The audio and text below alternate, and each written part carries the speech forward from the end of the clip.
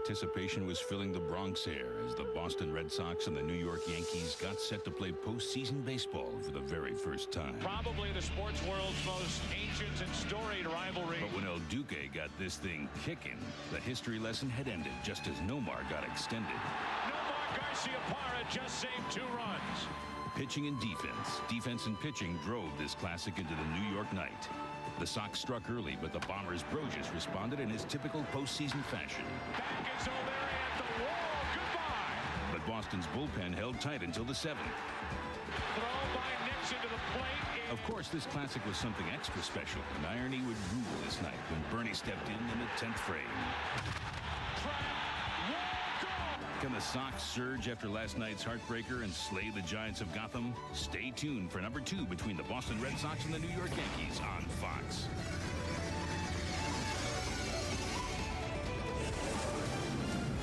Wind-whipped Yankee Stadium, hard to right field. Celebrating the anniversary tonight of another moment in its history. Chris Chambliss's pennant-winning home run 23 October 14th ago.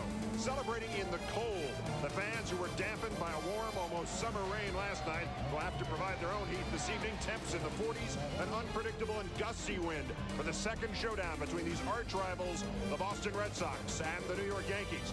From Yankee Stadium in New York, it's Game 2 of the American League Championship Series with Joe Buck, Tim McCarver, and Bob Brenly standing by for the play-by-play, and alongside Steve Lyons, I'm Keith Olbermann.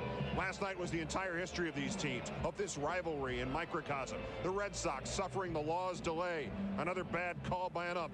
The Yanks getting heroics from another quiet Hamlet of a player, Bernie Williams, in a virtual reenactment of that Chambliss home run here in 1976. And Bernie, the guy who nearly signed with Boston but stayed here.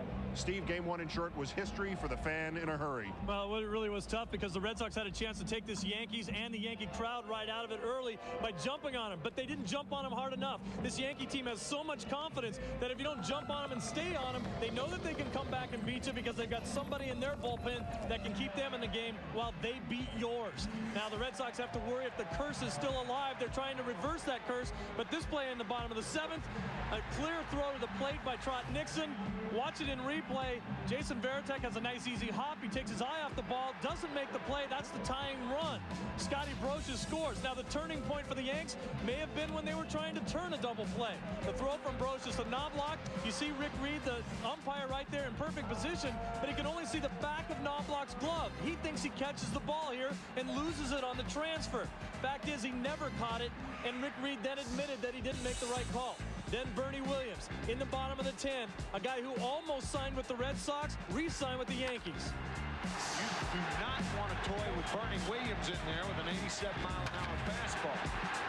Tim McCarver with the great call there. You see they tried to go inside to Bernie. They left the ball out over the plate, and he lost it. Now that play at second base by Knobloch was a play where, you know, second baseman, they never catch the ball. All they do is stop it and throw it. So you never really do have possession of the ball until you go ahead and throw the ball. I talked to a couple of the Red Sox players. Kent Mercker in particular, the starting pitcher from last night, said he wouldn't mind seeing replay in the game of baseball. That's something that I don't want to see. And then we'll be able to say with this game, we'll see you tomorrow night. Exactly. 2 brief notes from baseball elsewhere. Alex Rodriguez, the best shortstop, who is not in the building at the moment, has not precluded re-signing with the Seattle Mariners, but he has told them that if they opt to trade him to another team this winter as a precautionary measure, he will not sign with that team and he will go free agent next winter. And as we told you last Saturday, Phil Garner is the new manager of the Detroit Tigers, replacing Larry Parrish.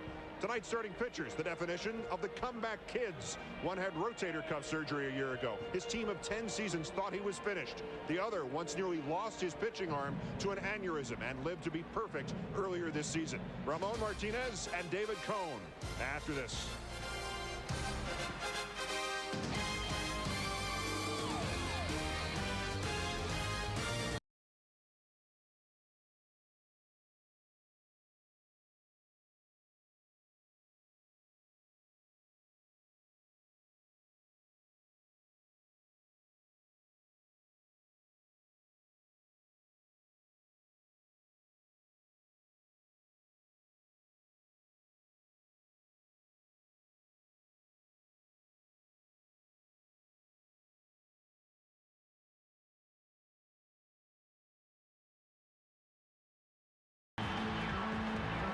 rejoin you in the moments before Game 2 of the American League Championship Series. The stadium not yet rocking between the Yankees and the Red Sox, just as David Cone and Ramon Martinez rejoined this game.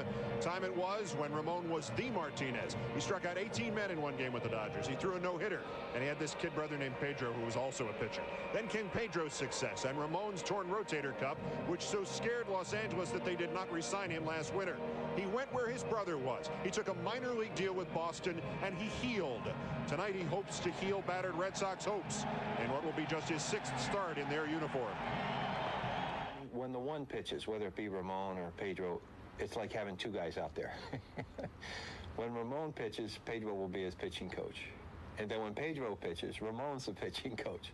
The way they interact in the dugout, the way they talk to each other between innings, the way they go over hitters, the way they talk about situations, it's a beautiful thing. It's like two minds working as one. Fred Clare actually recommended Ramon to us to sign. You know, he said this kid has great work ethic. He provides good leadership on the team, and he'll help stabilize your ball club.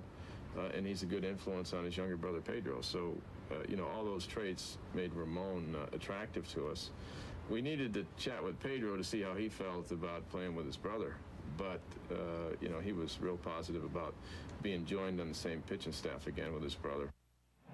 As a general manager of the Red Sox, Dan Duquette's been criticized for the trades he's made, but no one says a whole lot about him picking up Brett Saberhagen and now Ramon Martinez. Martinez pitched the game against the Indians that turned this series around for the Red Sox. That Game 3, he did a nice job throwing 5 2/3 innings. And opposing him tonight, David Cone, who has survived everything from a scandal to aneurysms in his pitching arm to the lead role in the players' strike to answering the unanswerable question, what do you do after you pitch a perfect game this year? But he's working on 12 days rest. 12 days rest is too many days rest, especially for a guy like Cone who wants to be a power pitcher. He's going to have his velocity, but will he have his control? Walks have been a problem for Cone all year. If you can get him to pitch in a stretch, he's not as good a pitcher. But I remind you, when he threw his perfect game this year, it was after 12 days rest. There's Paul O'Neill, also rested and also back. Last night was an epic with rain. Tonight could be a thriller with chills. How will the Red Sox rebound? Joe Buck, Tim McCarver, and Bob Brentley are next from the booth. For Steve Lyons, I'm Keith Olbermann. We'll join you throughout from the respective dugouts now in a moment. Please let us take you out to the ball game. Tonight, it's Game 2 of the American League Championship Series on Fox, as the visiting Boston Red Sox take on the world champion New York Yankees. Welcome back to Yankee Stadium. Welcome to our broadcast booth, everyone. I'm Joe Buck, along with my partners Tim McCarver and Bob Brentley. Well, Keith and Steve have already talked to you about the starters for tonight's Game 2. Let's talk about the bullpens, and for the world champion Yankees, a very well-rested bullpen. Perhaps too well-rested, because they've been used sparingly. Joe Torre says that's a downside to the upside. The upside is the bullpen's well-rested. The downside is when they get in there, they may be rusty. I think if it does come down to a battle of the bullpens, the Yankees have a slight edge because they've got 2 left-handers to the Red Sox 1. And that one is Real Cormier, who worked in last night's Game 1. Let's face it, Bob Brentley, the Boston Red Sox and Jimmy Williams, out of necessity, they've had to wear out that bullpen so far. Yeah, they may want to look into putting a 2-line phone down in that Boston bullpen. You see the comparative numbers of the 2 relief corps. Whether injury, ineffectiveness, or just the fact they were down 2-0 to Cleveland in that division series, Jimmy Williams has gone to the bullpen early and often in the postseason and figures to do the same tonight with Ramon Martinez on the mound, making only his 6th start since coming back from shoulder surgery. 2-line phone, call waiting, whatever it takes. Whatever it takes. That would be Jimmy Williams and the Red Sox. Last night it was the New York Yankees. They won Game 1 here at Yankee Stadium. Who will step up in Game 2? Tonight, it's Ramon Martinez, Pedro's older brother, taking on David Cone for the Yankees. Get set. Game 2 next on Fox.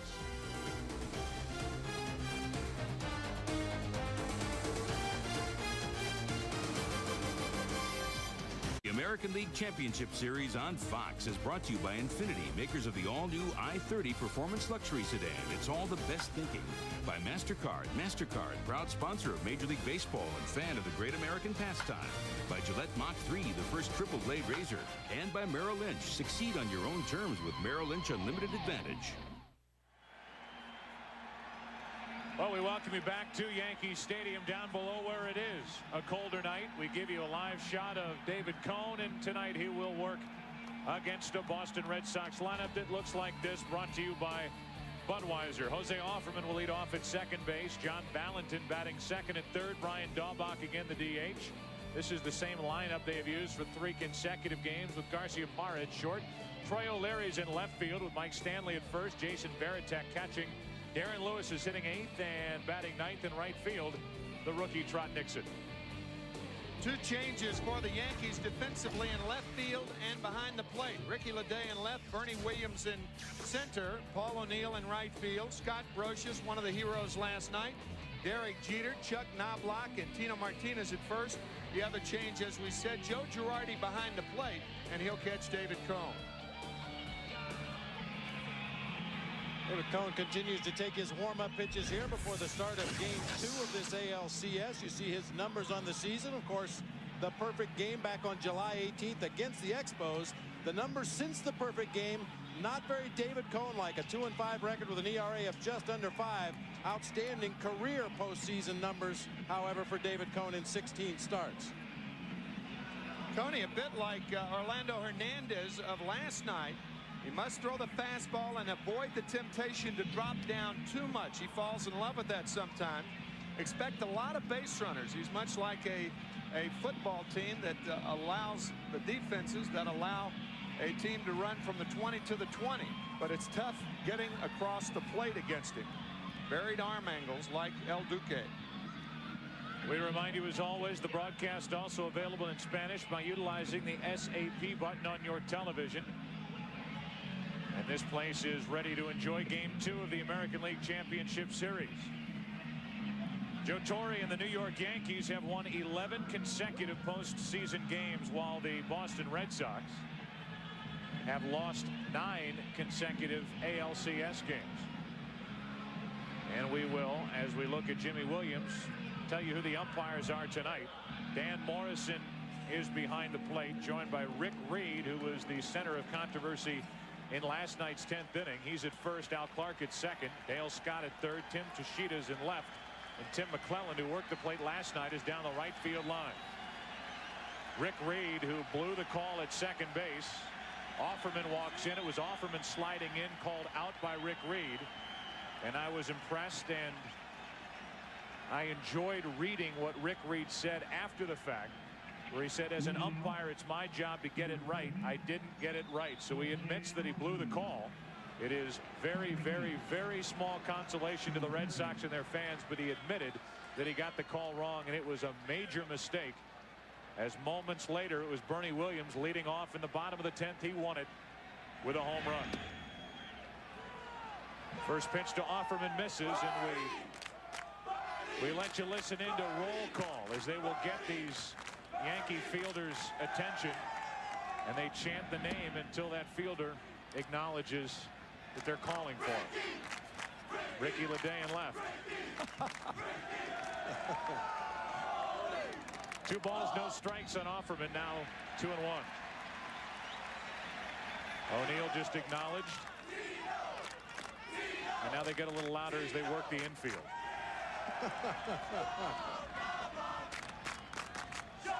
Chuck saying, hold on, guys. Wait 1 second. Okay. I do have other things. Timing is everything. You'd like to acknowledge the fans, but there are pressing matters. 3 balls, 1 strike on Offerman. Leading off, Valentin next. And that's into right off the end of the bat for O'Neill. 1 away. A few more names to go. I think they're up to Brocious. Thank you. Thank you very much. A little trickier, I would imagine, with a pitcher and catcher. It would really be tough to have a 3-pitch first inning. You might only get around the outfield in the roll call. Have to pick it up in the second inning. 1 out, nobody on, and the batter is Valentin, who takes a little low for ball 1. They were just chanting, and I think they still are chanting David Cone, but he is zeroed in on John Valentin. One out, nobody on, and that's low. 2-0. Expect a lot of deep counts from David Cone. Joe Torre telling us before the game, I expect Coney to be a little wild. He's 2-0 on Valentin, who last night was 1 for 5 with a run scored in game 1. And he is wild with a number 2 hitter. He's 3-0. David Cone walked 90 batters in 193 and a third innings pitched throughout the regular season. A lot of those by design, some of those due to wildness. There's a strike. Come back, John Valentin, 3-1.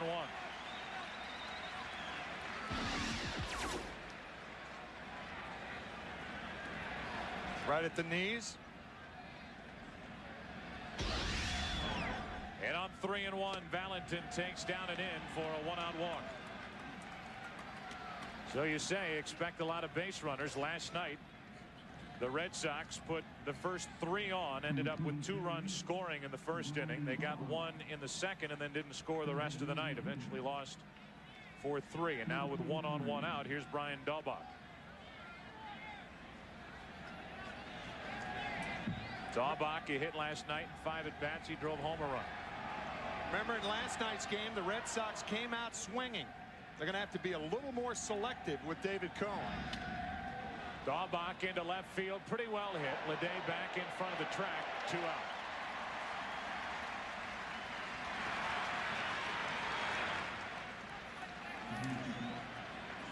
So a runner at first is Valentin, 2 down, and Nomar Garciaparra will stride to the plate. Brian Daubach, first pitch swinging. Pretty good chance Nomar Garciaparra will do the same. Very aggressive hitters. They go up to the plate. The first pitch they see in the strike zone, they're letting that bat fly. Garciaparra very aggressive and loves the ball inside. There are very few American League pitchers who can blow the ball by Nomar inside. Runner at first with 2 out, and taking a pitch off the outside corner for ball 1 is Garciaparra. Nomar for the entire postseason in 1999, 5 out of 16, 2 homers, 4 RBIs. The 1-0. Little off balance, and that's foul back toward the Red Sox dugout. Not a play. Off speed, off balance. And a 1-ball, 1-strike count.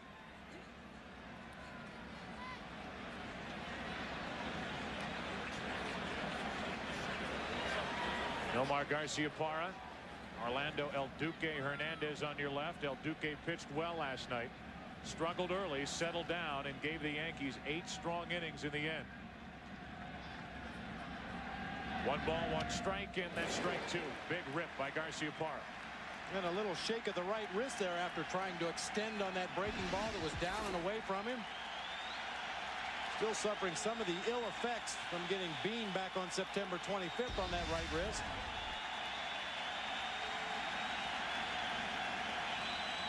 And like a switch flipped on, the crowd comes alive. As Cone drops down, a little different arm angle in the count. 2 balls, 2 strikes. Trey O'Leary, a hero in Game 5 of the division series in Cleveland, on deck. 4 straight breaking balls from David Cone. Ramon Martinez awaits his call. Will take the mound in the bottom of this first. Garciaparra did not swing, and now with a full count, the runner at first, Valentin, will take off.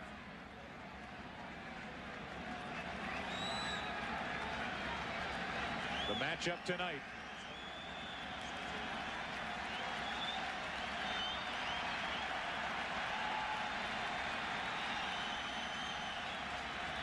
Runner goes, and Garciaparra fouls it away. Well, we've seen more breaking balls in this at bat to Nomar Garciaparra than we'll probably see all night from Ramon Martinez. David Cone not afraid to throw breaking balls on every pitch. 6 consecutive breaking balls here to Garciaparra. Ramon Martinez more of a fastball changeup pitcher that will mix in an occasional breaking ball. You saw Tino Martinez holding against the runner at first base. A lot of teams 3-2-2 out would play behind him, not the Yankees. Runner goes, and there's ball 4. We asked David Cone about this Red Sox lineup. The guy he highlighted, the man he just walked. Well, I think normally, if you pick out one guy in their lineup you don't want to let beat you, obviously it's Nomar, hands down, but it seems like everybody in their lineup is hot right now and swinging the bat well, including John Valentin and Troy O'Leary. So you can't really make your whole game plan around one player when their team is so hot as they are right now. So if he was selective, if he was careful, 7 consecutive breaking balls to Garciaparra, didn't care if he walked him, but now he has to deal with O'Leary, who swings and hammers at that pitch for strike 1. David Cone will not feature that same breaking ball to a left-handed batter. They pick it up too well. Fastballs inside, fastballs tailing away to left-handers, and the left-handers, the hitters that he uses the splitter on. Ball that goes down, toppling down out of the strike zone usually. Boston got 2 in the first inning last night. They have 2 on, 2 out, now 2 strikes on O'Leary. Looked like the splitter right there.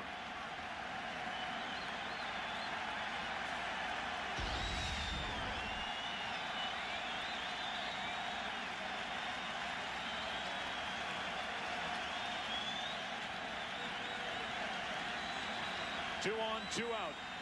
First inning. Goodbye. 2 walks in the inning for Cone. 1 strikeout. Ramon Martinez takes the mound for the Red Sox. No score.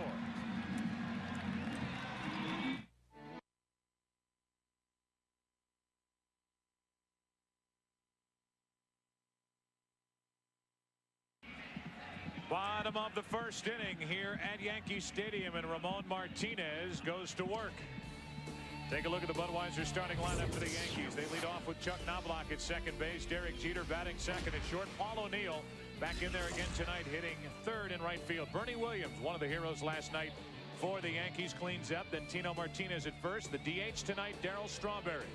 Ricky Leday's in left field. Scott Brocious, who had 3 hits out of the number 9 spot last night, bats 8th. And it's Joe Girardi catching and batting 9th.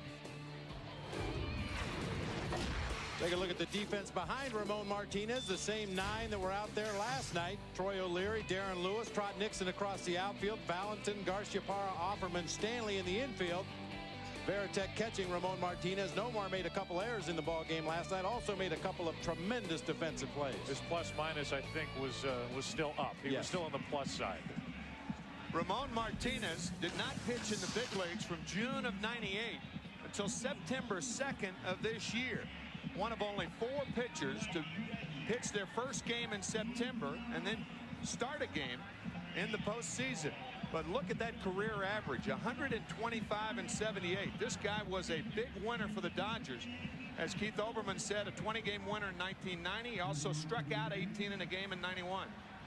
And he was known for that rising fastball in his days with the Dodgers. He's starting to increase his velocity with each successive outing.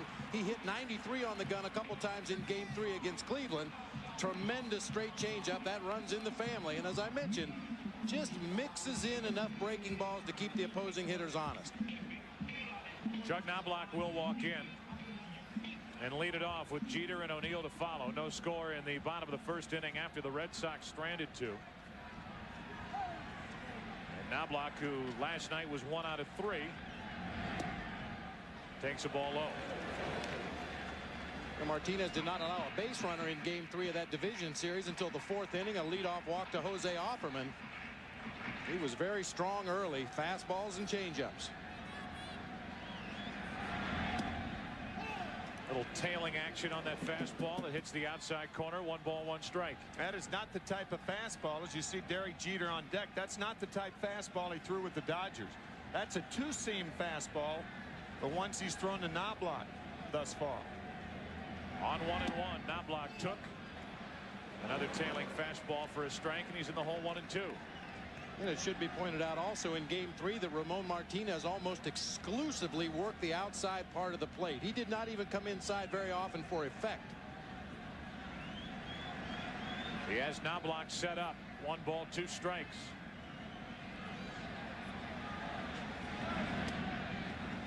And now 2-2. The irony of this series so far is that Ramon Martinez may give the Red Sox the most important start of this ALCS. Not Pedro Martinez. The Red Sox looking for a win here at Yankee Stadium. They don't get one here tonight. They will head back to Boston down 2-0. And now the count full on Knobloch leading off.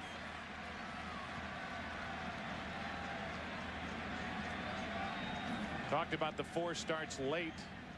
Tim did for Ramon Martinez. Was impressive enough to get a shot in the division series. Impressive enough there to get another try in the ALCS. And Knobloch, this is going to be close. Valentin, good effort. Got him, one away.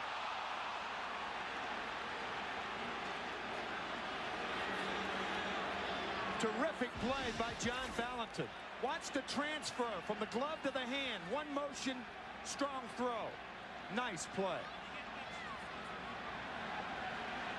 Now, Valentin is able to get rid of this ball so quickly. He takes only one step after he catches the ball, gets off a strong throw. Ooh.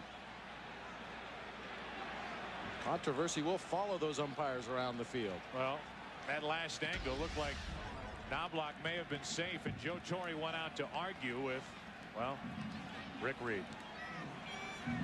Rick Reed, who missed the call at second base last night, fessed up to it.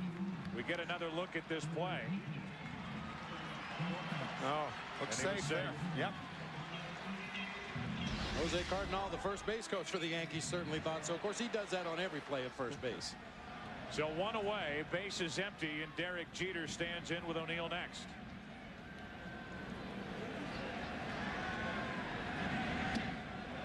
The ball up and in. Ramon Martinez never did develop the reputation that younger brother Pedro developed while in the National League, of being a guy who would throw inside and, well, at times throw at hitters. 2 balls, no strikes.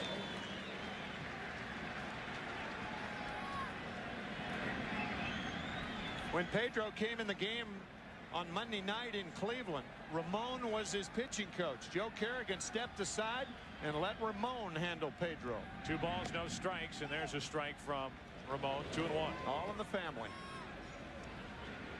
And why not? 2 brothers who grew up in the Dominican Republic.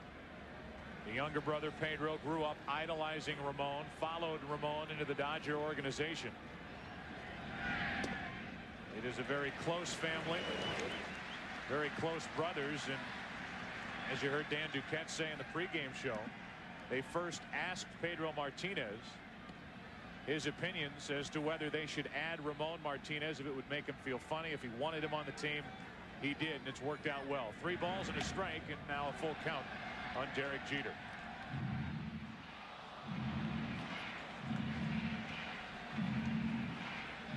Red Sox signing Ramon Martinez for a couple $1 million now, a contract that will escalate next year. Might have been worth $2 million to the Red Sox to have his influence in a Red Sox uniform just to help Pedro Martinez in a phenomenal regular season. Still a full count on Derek Jeter. Ramon Martinez had the longest outing by any Red Sox pitcher in the division series, with the exception of his brother Pedro. The 6 innings of no-hit relief in that decisive 5th game. Ramon went 5 2/3 as a starter in Game 3, by far the longest outing of any starter on the Red Sox staff. O'Neill waits to hit next. 1 out, nobody on. 3 balls, 2 strikes on Jeter. And that's well hit to right, but they had him played perfectly. Nixon over near the line, 2 up, 2 down. Most defenses in the American League, with 2 strikes on Derek Jeter, they play him like a left-handed pull hitter. And the Red Sox playing Nixon about 15 feet from the right field line.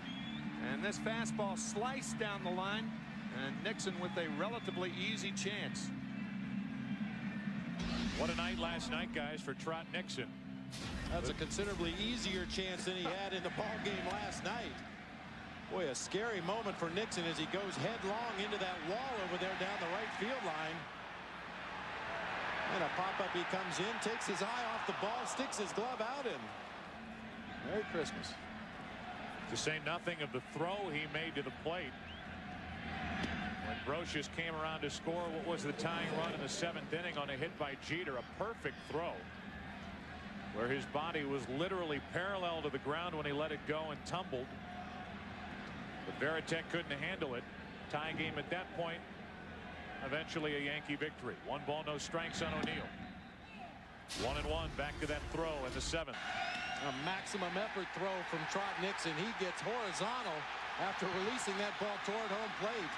Right on the money to Jason Varitek. Varitek just not able to hang on. Some things you notice later. Derek Lowe, the pitcher, wasn't backing up Varitek there.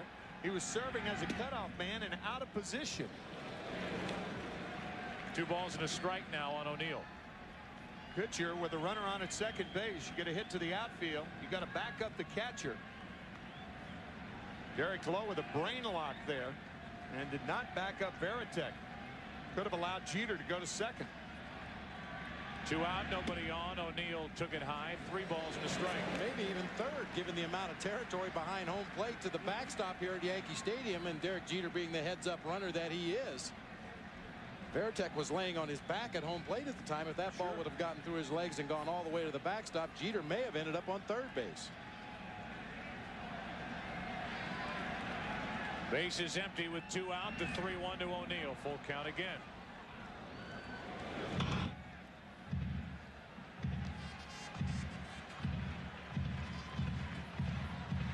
Jimmy Williams talking to us before the game, and sure eventually we will get into his thoughts on that call at second base, call that went against the Red Sox. The top of the 10th inning on a throw that looked really for all the world that second baseman Chuck Knobloch dropped. And I guess his main argument is a very valid argument. Why is it in baseball that a manager has to go out and ask an umpire to ask for help, as opposed to football? They get together, they get the call right. As opposed to the NBA or college basketball, the officials get together, somebody with a different angle will come over and say, no, I saw it this way, let's reverse the call. It does not happen that way very often in baseball. 3-2 pitch and a 2-out walk to O'Neill.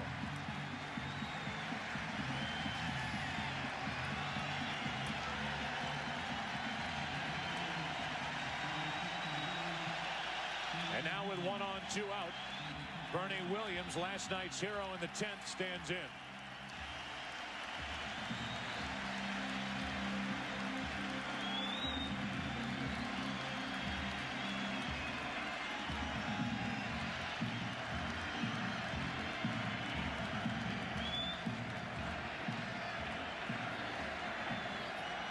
Williams has been an LCS hero for the New York Yankees.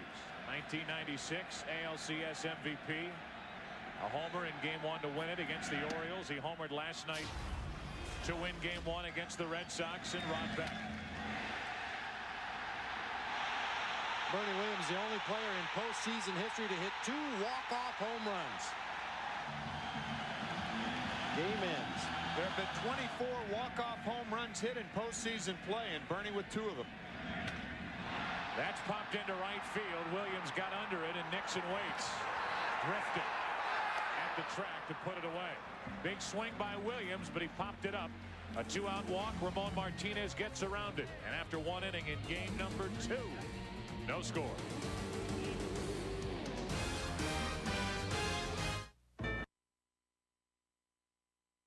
The 1999 American League Championship Series on Fox is brought to you by Bud Light. For the great taste that won't fill you up and never let you down, make it a Bud Light. We welcome you back to Yankee Stadium. 2nd inning with no score, and David Cone back to the hill. Couple of walks for Cone in the 1st inning, got around him. 1 walk for Ramon Martinez in the bottom of the 1st, got around it. And here is Mike Stanley to lead off for the Red Sox. 1 for 4 last night. And when David Cone pitches, people wear those. We hope that's the only time they wear those. Beldar and the crew. Dan Aykroyd. Here's the first pitch, and Stanley comes up empty. Strike 1. That's really sad. That stuff is bouncing around the gray matter here in game 2 of the ALCS. The 0-1 to Stanley, a former Yankee. No balls, 2 strikes. That's a tough thing about that slider from David Cone to right-handed batters. They can't seem to catch up to it. It keeps sliding away. True to its name when David Cone drops down to a right-hander. Stanley a pop-up on the infield for Tino Martinez. Leadoff man is gone. Admittedly, David Cone will tell you early in his career when he was with the New York Mets, he didn't get a lot of rest, period. And I'm not talking about baseball. He had a good time and got himself into trouble at one point. He's been very forthright about that. And now we say he likes his rest because you look at the sheer statistics of it. 5 or more days rest this season. An ERA of 2.5 on 4 days rest. An ERA of up near 5 in 13 starts. Jason Varitek now with 1 out, nobody on. David Cone pitching tonight on 11 days rest. Almost as much rest as he had before July 18th when he pitched a perfect game against the Montreal Expos. 15th regular season perfect game in Major League history.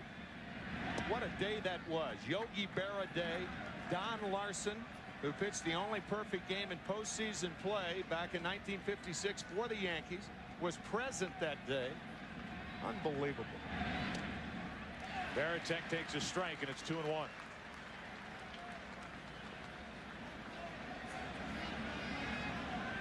That on the heels of 1998's perfect game thrown by David Wells on Beanie Baby Day here at Yankee Stadium.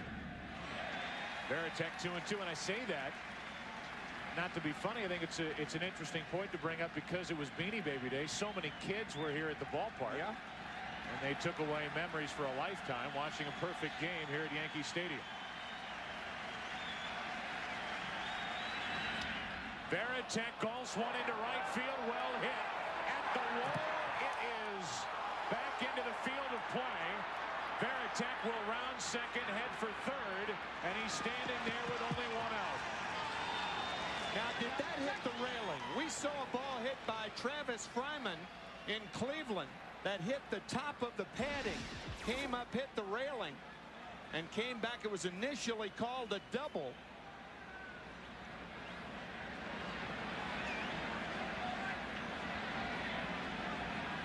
Nope, that hit the padding and came back. A good call by right field umpire Tim McClellan. Paul O'Neill using his legs as well as his arms to try to protect himself as he crashes into that right field wall. Remember, a broken rib on that right side. O'Neill made a nice running sliding catch on the outfield last night. Climbs the wall here. Loses sight of the ball after it hits the wall. It ricochets back into the field of play. O'Neill was still looking up. So Jimmy Williams, Bob went out to talk to the umpire, and exactly what we talked about moments ago, at least asked for Tim McClellan to ask for help and see if anybody disagreed with his ruling that that ball stayed in play. It is a triple for Jason Varitek.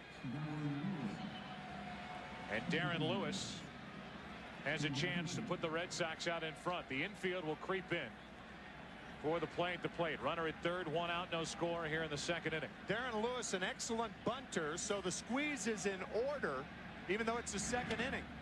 And a pop-up on the infield into the glove of Jeter. 2 gone. That's the reason I was talking about a squeeze, because Darren Lewis has a very difficult time driving the ball deep enough to the outfield to score a run from third with less than 2 outs. A little overly anxious there, and pops up, and the Yankees move the infield back into regular depth. You know, Boston following a similar pattern tonight that they used against El Duque last night. As you see that breaking ball hit off the very end of Lewis's bat. Red Sox being very aggressive, swinging at a lot of early pitches against David Cone. So Varitek, who hit only 2 triples during the regular season in 1999, is standing at third now with 2 out after that 1 out triple. And Trot Nixon hits one into right field. Back is O'Neill near the track to end the inning. And a missed opportunity for the Red Sox here in the second. A one-out triple by Varitek. He is left standing on. The Red Sox have already left 3. After an inning and a half here at Yankee Stadium, no score. This is an ALCS or LCS or postseason first as far as we know. That's Saturn. That's Jupiter. And they're the Coneheads. It was a long trip in. We've yet to find Remulac. A distant planet as Tino Martinez takes a ball up from Ramon Martinez. It'll be Tino Martinez, Darryl Strawberry, and Ricky Ledet. No score in the second. What a golden opportunity wasted by the Red Sox in the top of the inning. A one-out triple by Varitek, infield in, and Lewis on the first pitch popped it up. So no lead for the Red Sox, no lead for Ramon. Here's his 2-0 to Tino Martinez. 3 balls, no strikes.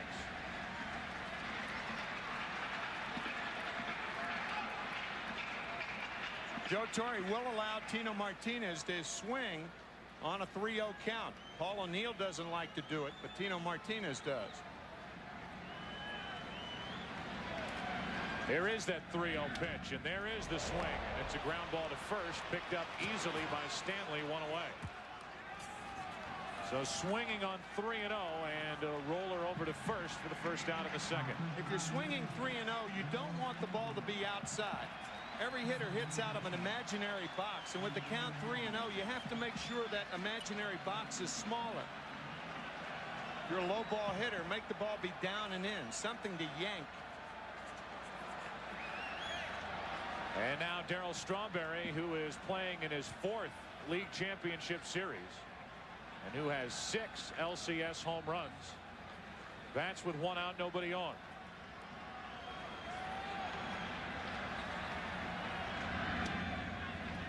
And takes a ball outside. Where do the 6 home runs in LCS play stack up? They stack up there. George Brett with 9, Steve Garvey with 8.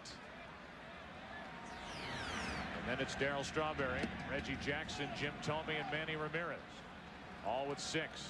Boston defensively overshifted to the right side for Darryl Strawberry. Nomar Garciaparra on the second base side of the bag. 1 out, nobody on, and that's inside 2-1. Darryl will pull the ball on the ground, but he has great power the other way. Left center field. That's where he hit the 3-run homer against Esteban Loaiza of the Rangers in Game 3. Way out in front of that Martinez family changeup, and the count 2 balls, 2 strikes. That's handed down from generation to generation. Such a tremendous arm action on that pitch. That's what makes it so good. The hitter sees the arm action, tells himself it's a fastball. There is a fastball that misses outside, and the count full 3-2. Strawberry may get the changeup again right here. Good time for it. Changeup and a fastball count. Fastball inside. On 3-2. That caught the corner. 2 gone, and the first strikeout for Ramon Martinez.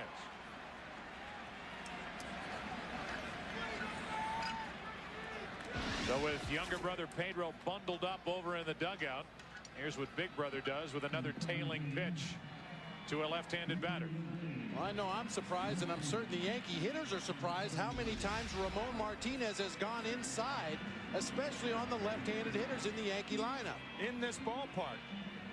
314 down the line. And now with 2 out, nobody on, Ricky Ledet, who did not appear in last night's game, takes a ball. Martinez has run the count full 4 times now. 3 times in the first inning. He walked O'Neill with 2 out, nobody on in the first, got around it. Martinez up 3-0 is swinging in this inning, grounded out. Strawberry struck out, and Ledet takes a strike. It's 1-1.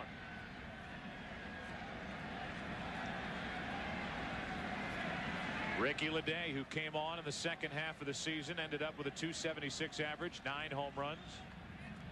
Batting in front of Brocious, and that's off the end of the bat, shallow left. Base hit with 2 out for Ricky Leday, and the second inning continues. At least somebody on the Yankees bench is saying he hit it like you threw it. Change up off the end of the bat, little flare to left field for the first Yankee hit of the night. Throw it soft, hit it soft. The ball didn't even bend the grass when it landed. Butterfly with sore feet. Isn't that what they say in golf? It's a hit for Leday, and with 2 out, here's Scott Brocious. What a start to game 1 he had last night when he homered his first time, tripled his next, singled and scored in his 3rd at bat. He was 3 out of 4. And a look over at Leday, who stole only 4 bases during the regular season. None so far in this postseason.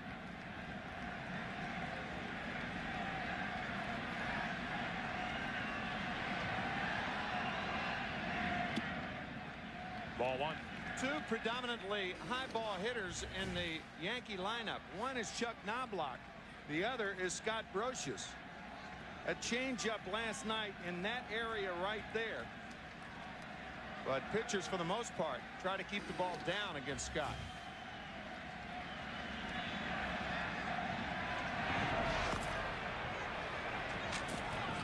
Check on Leday as Martinez again pays attention to the base runner. Pretty good running situation right here. Even though Martinez is quicker to the plate, throwing that 2-seam fastball than he used to be.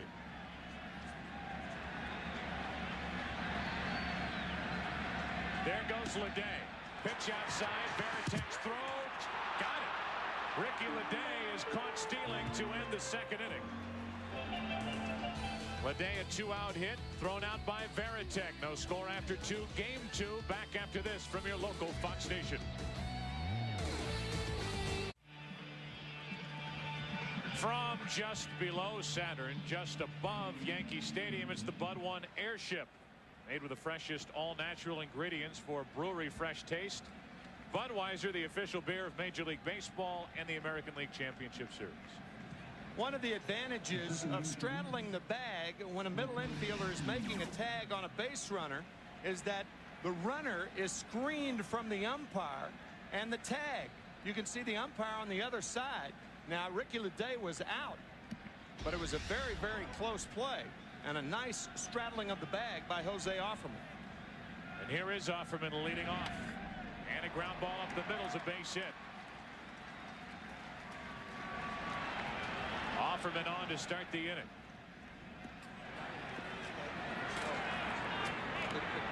For the Red Sox, that's their 2nd hit of the night. The other's the 1-out triple by Varitek that was wasted. And now Valentin, Daubach, and Garcia Parra will try to move him around the bases.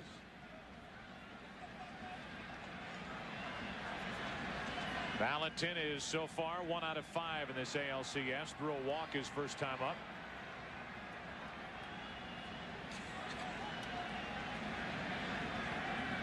Has 12 RBIs in this postseason as he waits. And takes a strike. David Cone, who did not appear in the division series against the Rangers, is scheduled to pitch game 4, and the series never got to game 4. And he was moved up in the rotation for this ALCS to pitch in game 2. Switching places with him while Clemens stays the number 3 starter is Andy Pettitte, who will work on Sunday in game 4 in Fenway. Not much of a lead for Offerman. And a vital game for the Red Sox. Momentum with the Yankees right now, but if the Red Sox win tonight and then go into Fenway with Pedro Martinez pitching on Saturday in the shadows, you know he's opposing Roger Clemens. I think the momentum swings back to Boston. That's 2 quick strikes on Valentin. 0-2. It doesn't matter, Bob, who is facing Pedro Martinez. Could be Roger Clemens, could be Maddox, could be Millwood, could be Glavine, could be Leiter, anybody. This guy's the best in the game. I don't think there's much argument about that this year. Certainly Randy Johnson dominated the National League, but Just wasn't able to get the victories, basically because his team didn't score a lot of runs for him this year. But Martinez was the best of both worlds. Pitched well, got a lot of support. The 0-2 to Valentin is wasted up and away.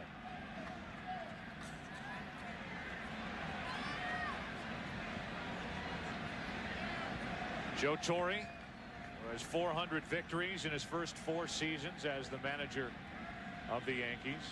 It's the best total after 4 years. Casey Stengel won 388 between 1949 and 1952.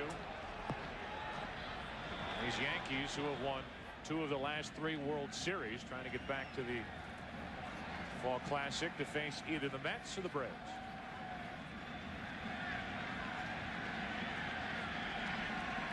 Red Sox trying to get back to the World Series for the first time since 1986. Gone is Valentin on the second strikeout of the night for David Cone. Bob, that looked like a Mike Jackson slider right there. The Cone can make his slider look different. Take a little off, drop down a little bit. It becomes a bigger breaking ball, or stay on top a little more and make it like the one he just struck out John Valentin with. Mike Jackson, the short reliever for the Cleveland Indians, has a slider by design to right-handed batters that he throws inside intentionally. And now Daubach with 1 on 1 out.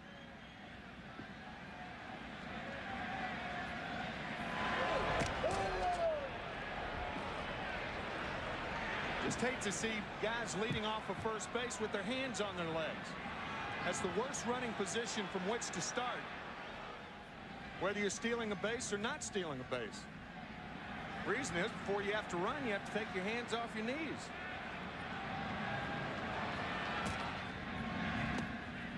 Daubach takes the ball. I'm sure Ricky Henderson and the Mets are watching this telecast, and if you can picture Henderson taking his lead, he's got those hands dangling between his legs, twitching those fingers. The opposite of what Offerman's doing on a cold night in the Bronx.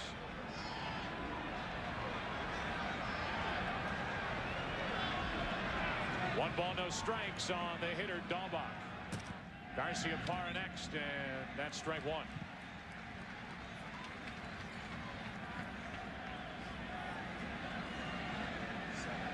Basically straight away for Daubach in the outfield are the Yankees. Left center field open a bit for this left-handed hitting rookie.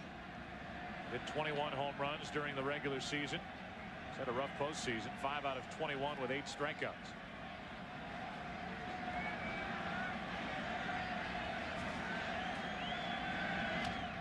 And strike 2.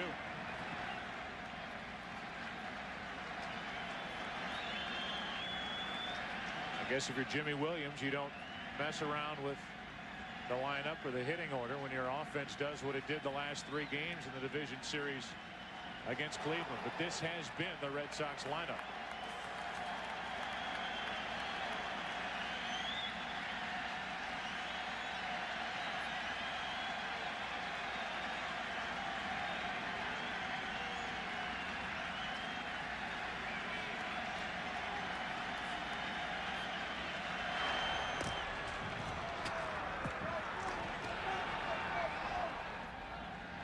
Offerman stole 18 during the regular season.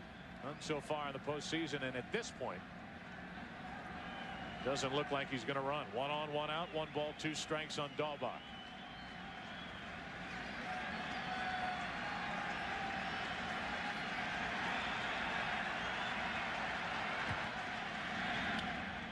And a pop-up. Shallow right center, and Williams takes charge and makes the catch. 2 gone. That'll bring in Garciaparra back to his first at bat. Nomar rolling a lucky 7 his first time up. 7 straight breaking balls. Count them. 1, 2.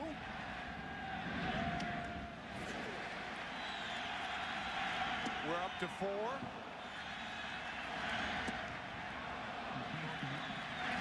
A hard 6.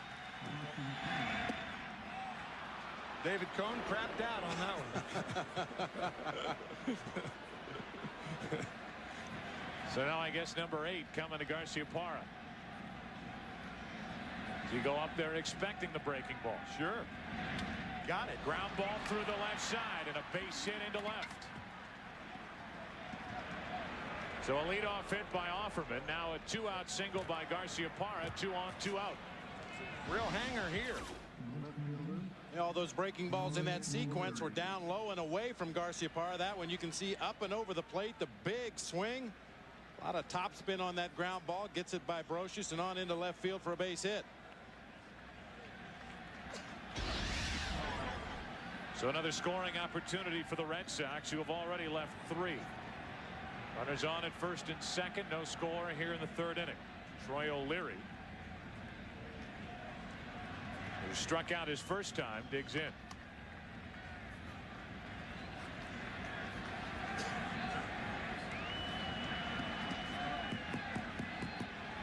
O'Leary called out on strikes his first time up. Tried to check it, could not. Strike 1.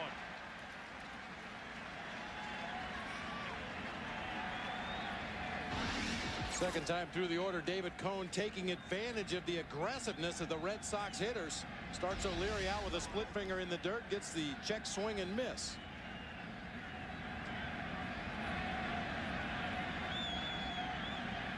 Red Sox trying to grab a 3rd inning lead. 2 on, 2 out. And O'Leary out in front. Strike 2. Basically, all of the damage that O'Leary has done this postseason came in Game 5 of the division series.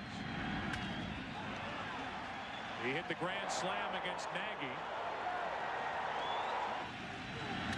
And then the 3-run shot, which took it from an 8-8 game to 11-8 and an eventual 12-8 victory. And that's why the Red Sox are here. That and a guy who threw 6 no-hit innings. Cone gives a look back at Offerman.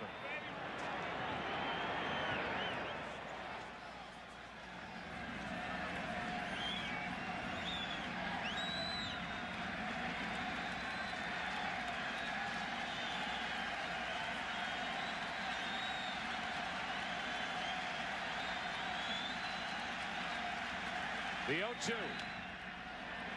Troy just got a piece to stay up there. David Cone trying to go with the backdoor breaking ball there. What a left-handed hitter does, when he sees a breaking ball like that, he thinks it's going to be inside, because most sliders are designed to come inside. And what they do, they give up on that pitch, but not O'Leary here.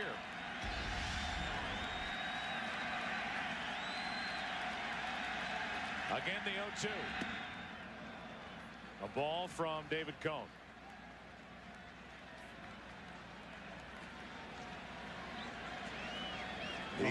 I'm sorry, Jose Offerman, the runner at second, really has to rely on his third base coach, Wendell Kim, because Derek Jeter is playing directly behind Offerman.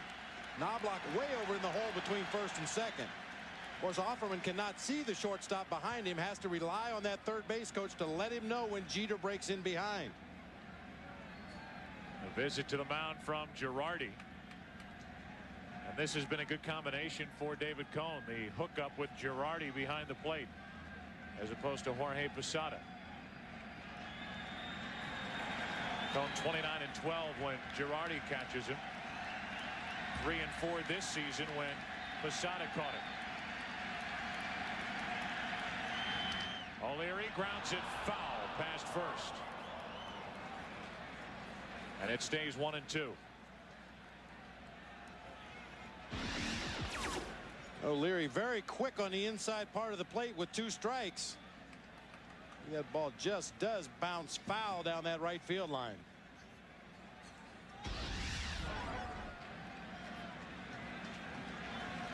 Two hits in the inning for the Red Sox, and O'Leary, who is trying to battle now just to stay alive. Trying to put Boston out in front here in Game 2.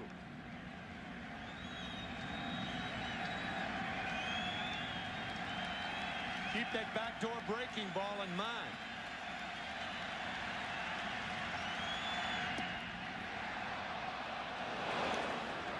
That was a splitter low and away. David Cone, unusual. He actually has more ways to get left-handed batters out as a right-handed pitcher than he does right-handed batters. He won't throw that splitter to right-handers. It was 0-2. Now it's 2-2, and O'Leary pops it foul, backing out of play.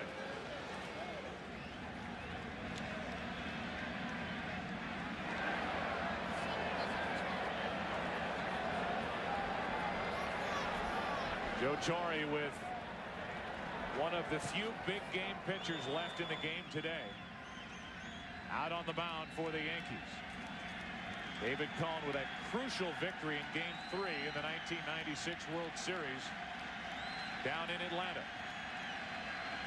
2 on, 2 out. And now a full count. The runners will get a head start.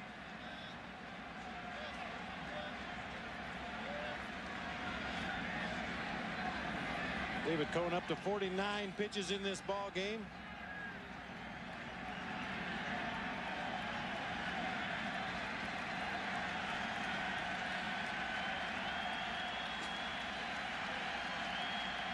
And O'Leary wants more time.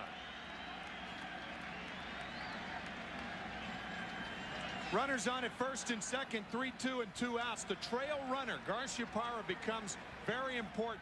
Any hit to the outfield, Offerman walks home. But a short double, long single, if Garciaparra is running hard, he could score also.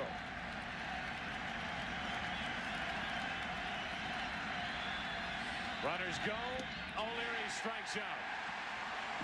David Cone got into trouble in the first, got out of it. He struck out O'Leary. Gets into trouble in the third, gets out of it by striking out O'Leary. He's left 4 runners on, and after 2.5, no score. Ramon Martinez back to work. He's allowed 1 hit through 2 innings. No score into the bottom of the 3rd inning of Game 2 of this American League Championship Series. Scott Brocious will lead it off. In the month of August, he lost his father, Maury Brocious, to cancer. Here are his thoughts as he plays this postseason without his father around. There's certainly times where I miss him a lot. You know, the phone calls like after we clinched, after games like, you know, last night where you know he'd be excited to talk about the game. You kind of miss not being able to get on the phone and talk.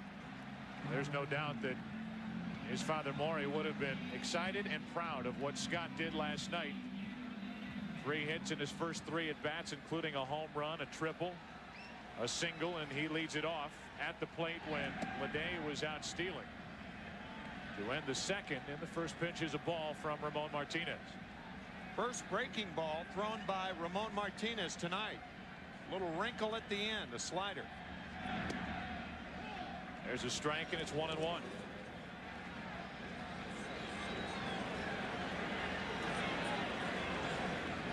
It'll be Brocious, then Girardi, then Knobloch. 8, 9, and 1 hitters for the Yankees in the 3rd inning.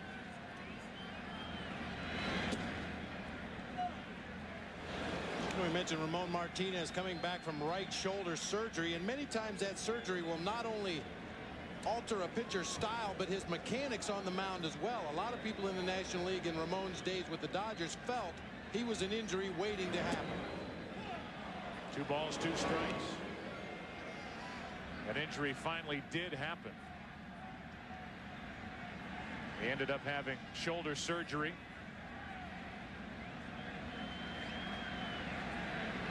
Repaired the shoulder, worked his way back into shape, made 10 minor league rehab starts for the Red Sox, and he gets Brocious on a comebacker. 1 up, 1 down here in the 3rd inning. In his days with the Los Angeles Dodgers, Ramon Martinez was known for how he used to throw the front shoulder open. He really drastically pulled that front shoulder open, put a lot of strain on the right shoulder, the throwing shoulder. See how his head drops down to the left? And now with the Red Sox, after the injury, after some retooled mechanics, much more under control, driving straight toward the target rather than flying open toward first base. Take a lot of pressure off that surgically repaired right shoulder. Girardi flies one into shallow right center, falling in a hurry, base hit. In front of Nixon, and Girardi has the 2nd Yankee hit of the night.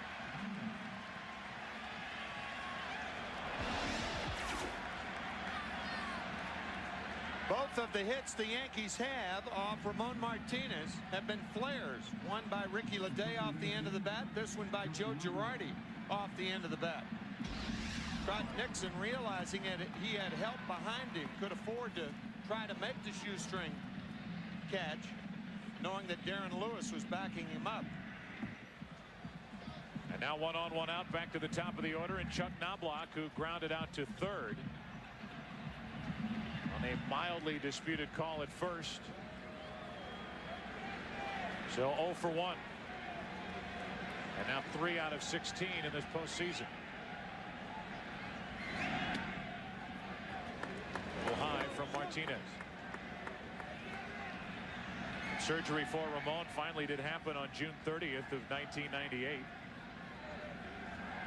Picked up his first major league victory in better than a year at Fenway against Baltimore on September 25th.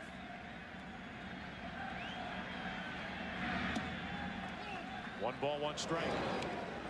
As part of his rehab, Ramon made 4 starts in rookie ball, 4 starts in A ball for 2 different clubs, and then 2 starts at Pawtucket in AAA before returning to the major leagues with the Red Sox. Really had back-to-back good efforts against the Orioles down the stretch. Runner at first with 1 out, no score in the bottom of the 3rd inning here in game 2. 13 innings of work. His last 2 starts of the year against the Orioles, only 1 run yielded.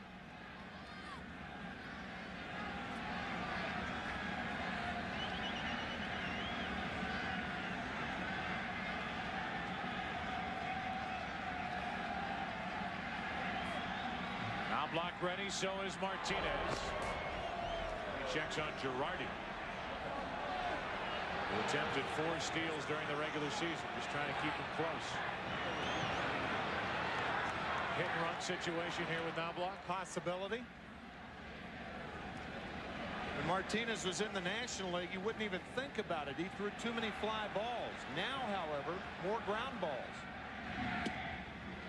Girardi stays put on ball 2 that's high to Knobloch.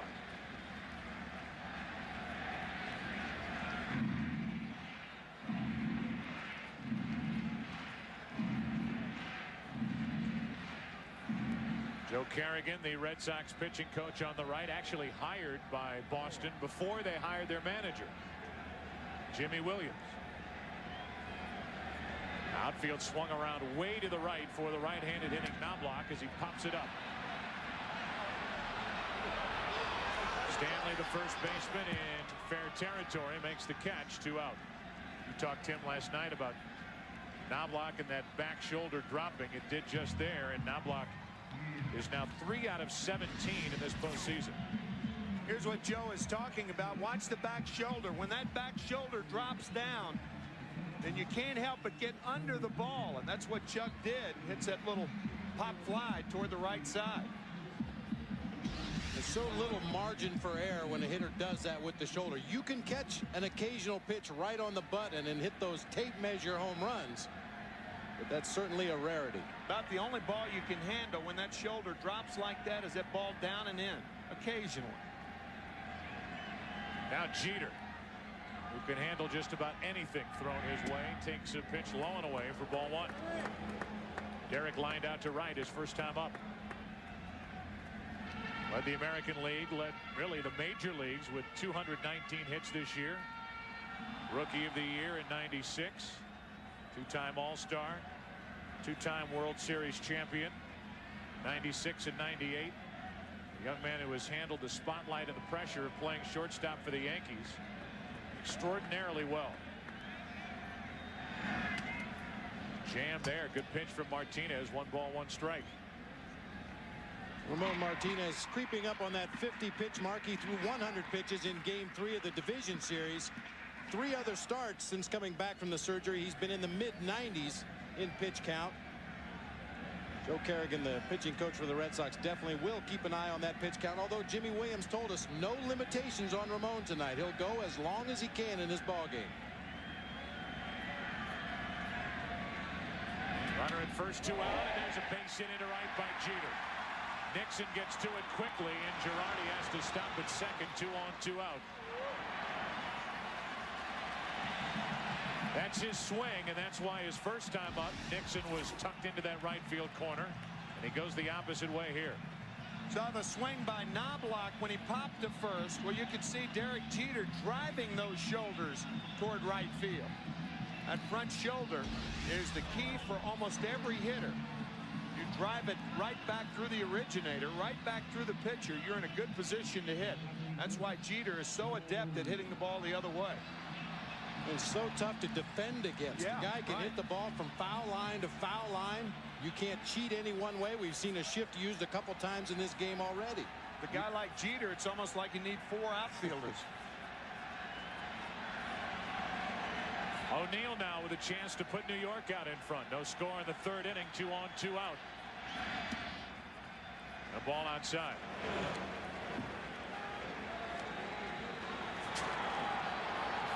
We have yet to see a real authoritative swing from Paul O'Neill. The broken rib on his right side. He is now 3 out of 13 in this postseason. No RBIs. After suffering that injury on the 2nd of October against the Tampa Bay Devil Rays. 2 balls, no strikes for Martinez.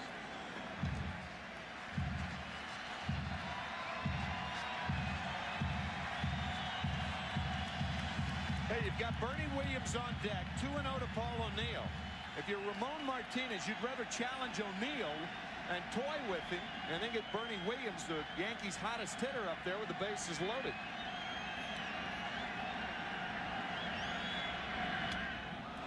Challenged and a foul, backing out of play. 2-1. You know, Tim, I agree. I really think until Paul O'Neill proves that he can swing the bat well and drive the ball with authority, I mean, it's obvious that he's hampered by that rib. Very tentative in his swings. That was a 2-0 fastball right over the heart of the plate, and he was only able to foul it off. Until he proves he can handle that bat and drive the ball, you definitely want to challenge O'Neill and try to keep Bernie Williams in that on-deck circle. Tell you what, it's a cold night. You can see by how long it took O'Neill to get back into the batter's box. That rib is bothering him. 2 on, 2 out. That's on the inside corner. 2 balls, 2 strikes. Very Greg Maddux-like with this sinker that starts inside off the plate and tails back over that inside corner.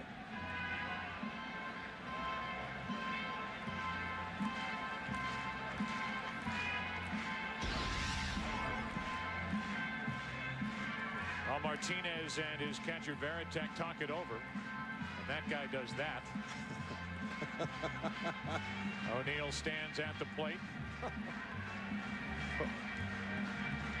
One way to stay warm and embarrass yourself on national television.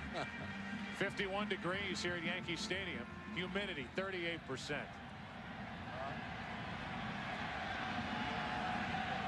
The humidity not a factor at this point tonight. There is a wind. There is a breeze blowing through Yankee Stadium. 2 on, 2 out, 2 balls, 2 strikes. O'Neill shoots it foul.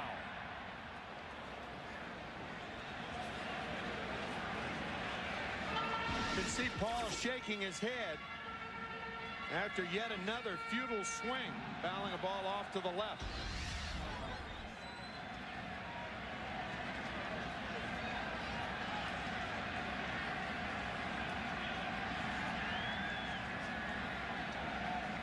O'Neill back in. Chance to put the Yankees on top. 3rd inning. And a full count. That'll give Girardi the lead runner at 2nd. A head start on this next pitch. Tried to come back with that tailing fastball inside. That one just stays inside. Never came back over that inside corner.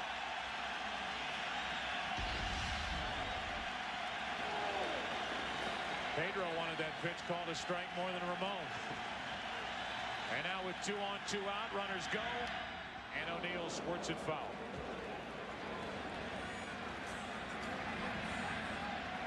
There's a tester for the rib, a little 3-2 changeup.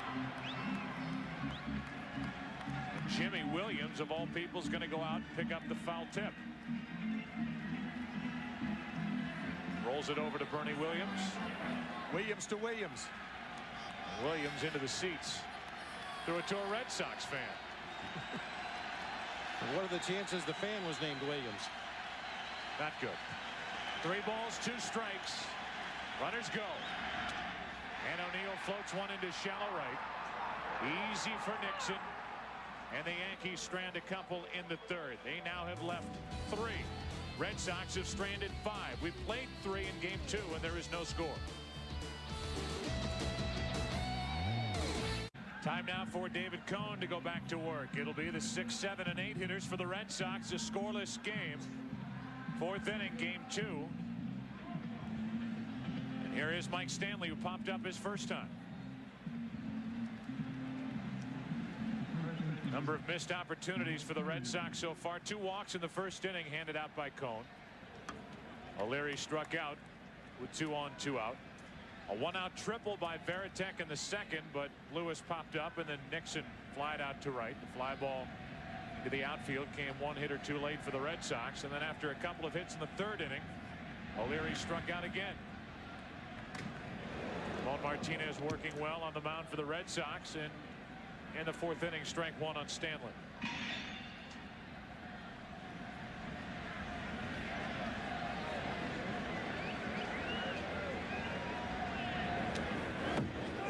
Quick ones on Mike Stanley on a couple of foul balls.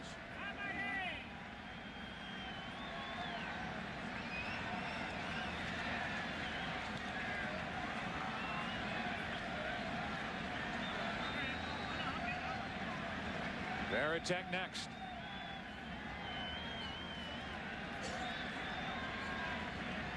The 0-2 pitch right through Stanley.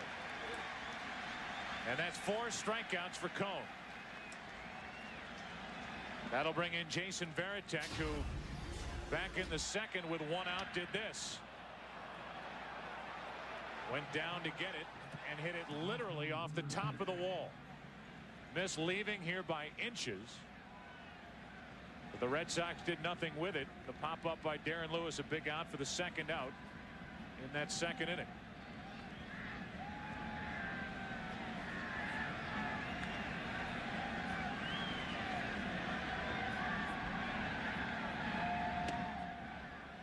Little high for ball 1. David Cone with that hesitation windup where he delays just a bit on that right leg. David saying that sometimes he goes into his windup and he has no idea what angle he's going to throw the ball from. 1 ball, 1 strike. 6 and 3 in postseason. Here's that hesitation right there that he will give just to give a different look, particularly the left-handed batters. Effective there with the splitter.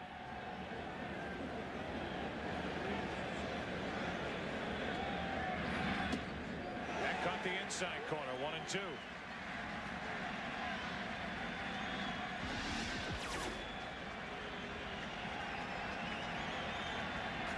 That slider right there to Varitek.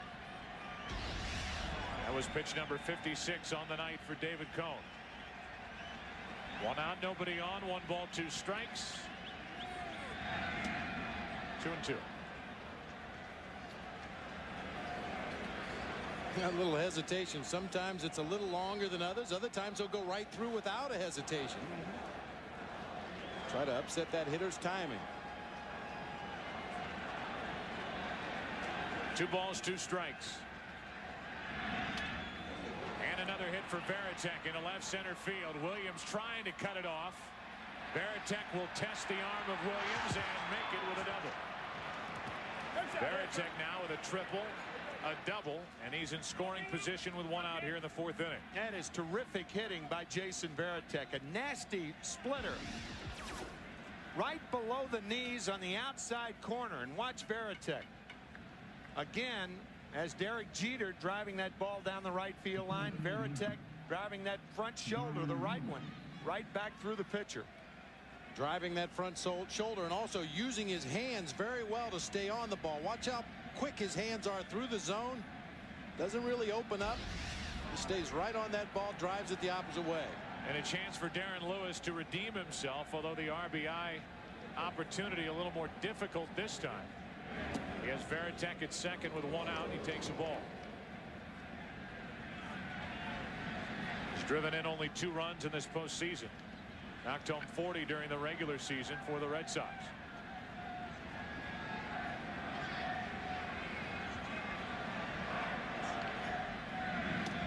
A strike from Cone. 1 ball, 1 strike.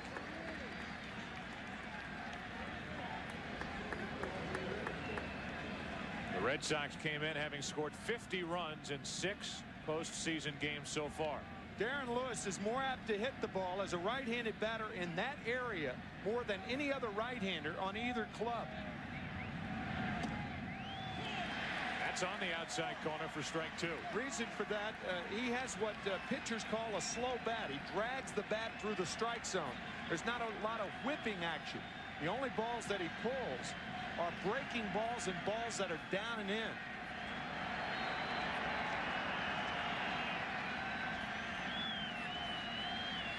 Veritek, the lead runner at second with 1 out.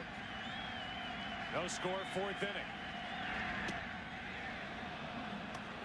A 2-2 count. Red Sox not very good with runners in scoring position in this series. In fact, hitless, 0 for 8.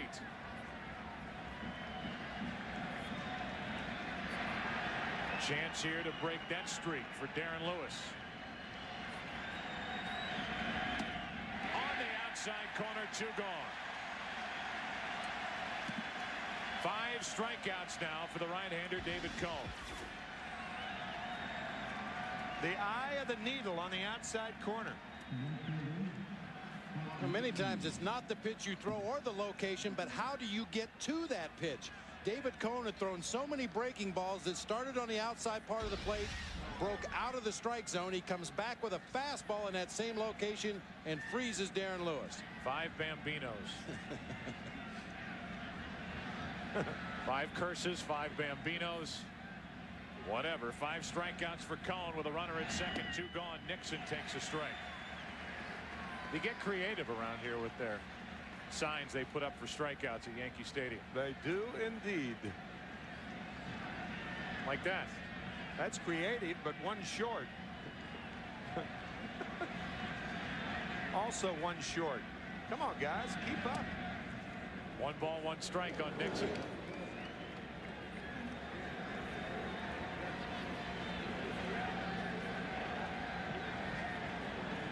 Five Red Sox.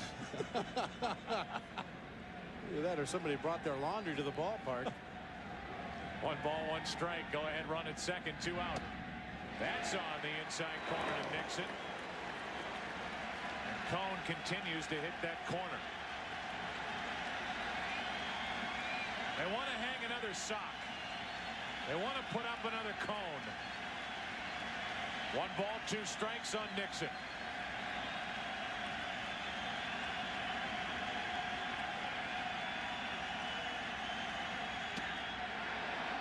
Two and 2.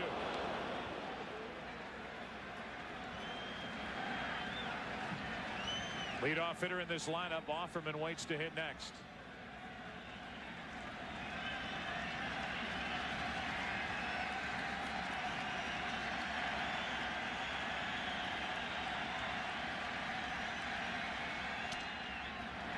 It'll pop up shallow center.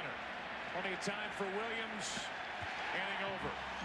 That is 6 runners stranded by the Red Sox through the first 4 innings. Bottom of the 4th here in game 2.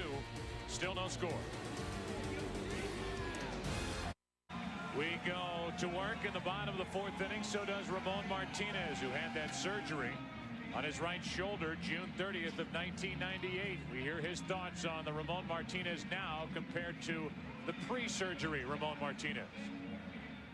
The only thing in my seeing a little different, the velocity is not 100% yet, but everything else is just exactly it'll be the same thing, so I haven't changed anything.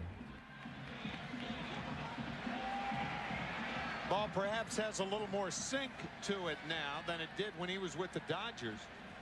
That's understandable until he gets his velocity back.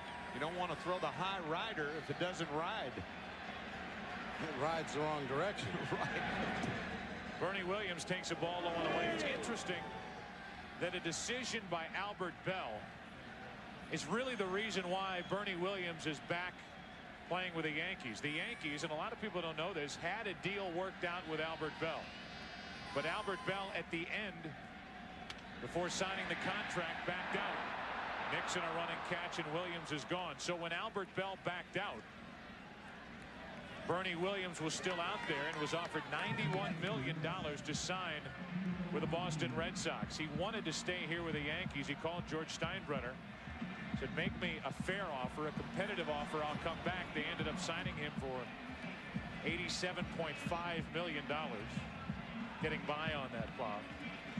And he is back in Yankee pinstripes and was the hero in last night's game and is a postseason performer for Joe Torre. That's a pretty competitive offer. Here's a strike over the inside corner. The Red Sox finishing 4 games behind the Yankees. Had Bernie Williams signed with the Red Sox, perhaps the Yankees would have finished 4 games behind the Red Sox. And this series would have opened in Boston, not New York. Maybe. 1 out, nobody on. Now 1 ball, 1 strike on Tino Martinez. So the Yankees at one point made a decision. And that decision was go a different direction. They wanted Albert Bell. Can you imagine that? Marriage here in the Bronx. Wonder how that would have worked out with Albert Bell playing here for the Yankees. They end up going back to Bernie Williams, and after leading the American League last year in average, he ends up 3rd this year, hit .342 and knocked home 115 runs. Switch hitting cleanup hitter, Joe Torre's lineup. That's in front of Tino Martinez, who waits for a 1-2 pitch from Ramon Martinez. Delivery was up. Still 1-2.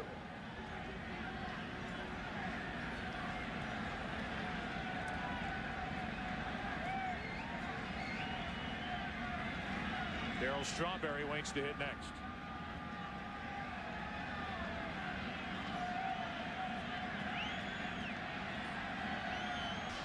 Here's the pitch before the home run. Just missed it. Here's the 1-0 to Strawberry. 1 ball, 1 strike. And now the one he didn't miss.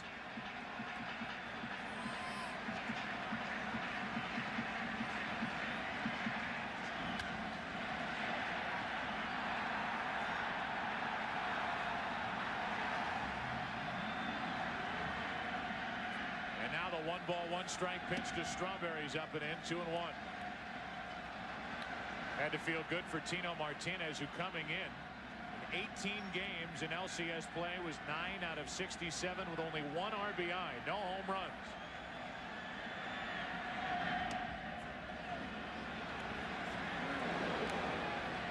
Two balls, 2 strikes on Strawberry.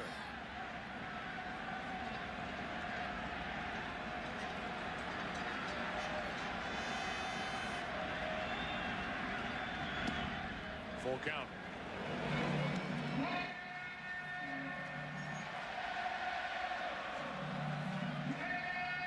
Bernie Williams fly to right. Tino Martinez homer to right. And now the 3-2 to Strawberry. Struck him out looking over the outside corner with a changeup. Tino Martinez, who in this inning has found the short porch out in right. Here are his thoughts at taking shots out there here at Yankee Stadium. I can't explain it.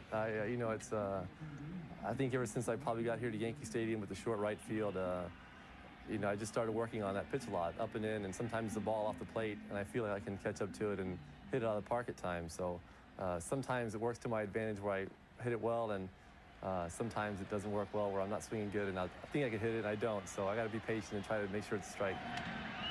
Now Leday pops it foul back toward the Red Sox dugout, not a play.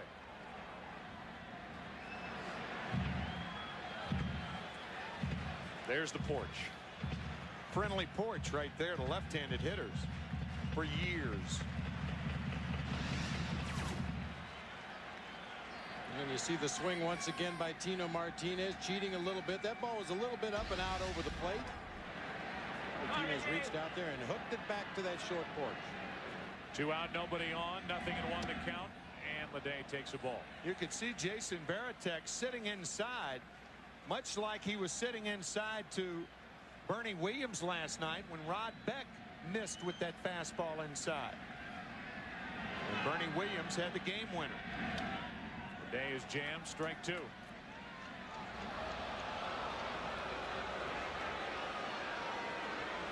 Rod Beck out in the Boston bullpen, at least for game 1, paired with Bernie Williams.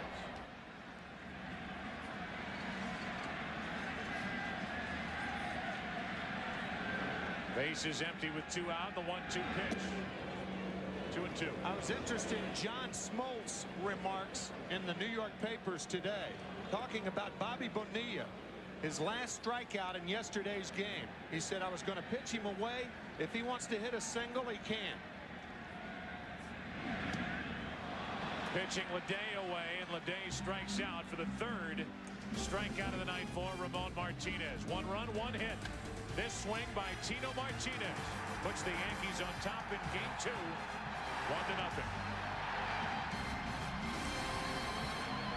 Well, here's the combination so far tonight that has produced the only run, the home run by Tino Martinez on your right against Ramon Martinez on your left. Let's listen in to Chris Chambliss, hitting coach for the Yankees, on a scouting report for Ramon Martinez. They clock his fastball from 86 to 91, so he's changing speeds on his fastball. Sometimes pitchers don't do that advertently. They do it inadvertently. And it's caused by the grip. If you grip it lightly, you throw it harder. If you grip it tighter, you don't throw it as hard. Offerman, top of the order for the Red Sox here in the 5th inning. 1-0 Yankees. Valentin and Daubach will follow against David Cohn, who's working very well. Just like you talked about in the scouting report, a lot of base runners. Likened it to the game of football. Nobody has crossed the goal line yet. No, not yet. The Red Sox have left runners on base in every inning of this ball game. The 0-2 to Offerman. Trying to go the other way. Still 0-2.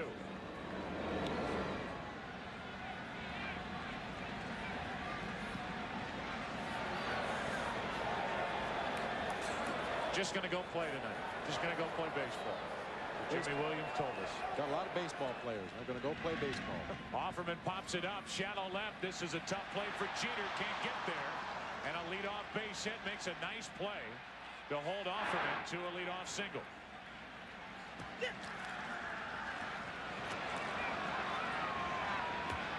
Nobody was home at first base. Otherwise, they would have had a play. Knobloch would have had a play as Tino Martinez was backing up the play. Sometimes if you're a catcher and you trail the runner down to first base, you'll be the guy at first when the base runner takes too wide a turn. Watch Offerman go too far. Wanted to stop, went too far, but Tino Martinez is backing up Chuck Knobloch. Offerman a little upset with himself that he didn't try to go to second. Well, he's trying now. A swing and a miss by Valentin. Offerman is safe. Stolen base for Jose Offerman. And he's at second with nobody out, carrying the tying run. Great jump over at first base, and he picked a slow breaking ball to run on always the toughest pitch for a catcher to throw. And the throw down to Chuck Knobloch was a little bit on the shortstop side of second base, giving Offerman a clear path into the bag. Woo.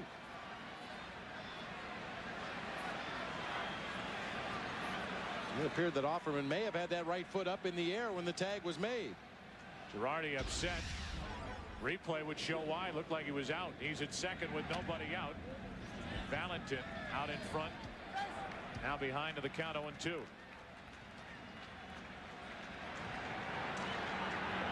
That's during the regular season for Offerman. 18 steals. Just got his first of this postseason.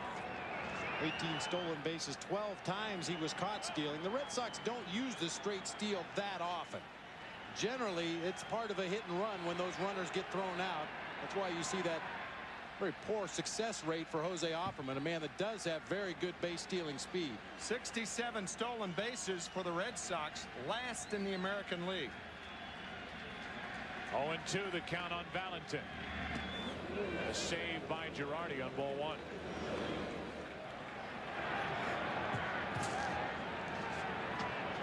Runners in scoring position. 0 for 6. They've left 6 runners on. They haven't scored in the last 12 innings, which is surprising considering the Red Sox had scored 44 runs in the final 3 games of that division series. Got out of the gate quickly here last night. The 3 runs in the first 2 innings. 2 balls, 2 strikes on Valentin. Interesting battle right here with Dahlback on deck. Valentin desperately trying to at least get Offerman to third, and Cone trying for the strikeout.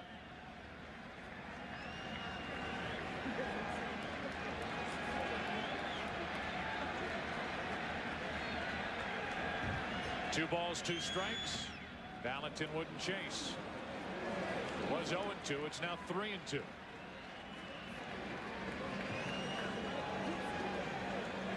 If Valentin wants to go the opposite way, Knobloch is cheating towards second base. There's a lot of room on the right side of the infield. And David Cone with pretty much a steady diet of breaking balls away to Valentin, which figures to be a good pitch to guide that direction. 3-2 pitch. Looked like he was trying to go to right. He fouled it back, still full.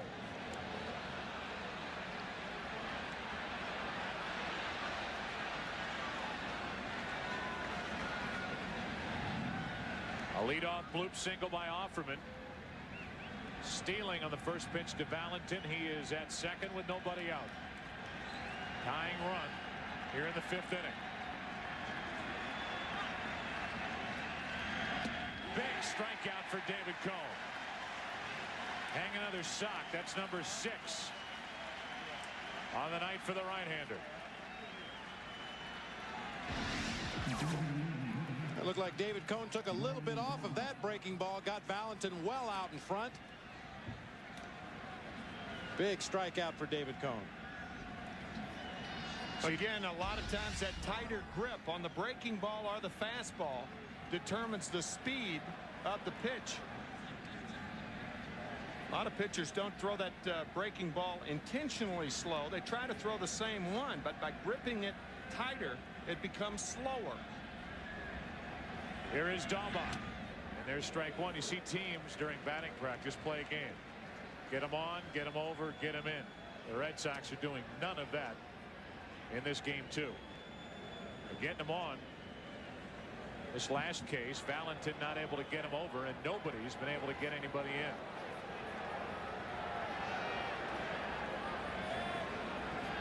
No balls, 1 strike on Dahlback. 1-1. Just after 10 o'clock here at Yankee Stadium.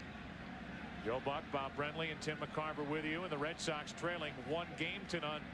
Trailing this game 2, 1-0, 5th inning. The matchup tonight of 2 veteran right-handers, David Cone and Ramon Martinez. Both are pitching well. Tying run in scoring position, and Dahlback strike 2.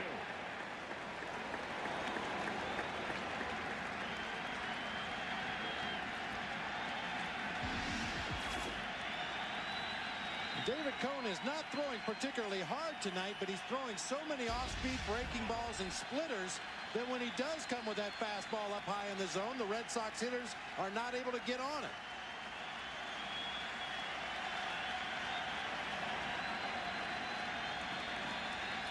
Offerman starts and stops on ball 2. That's high to Dahlback.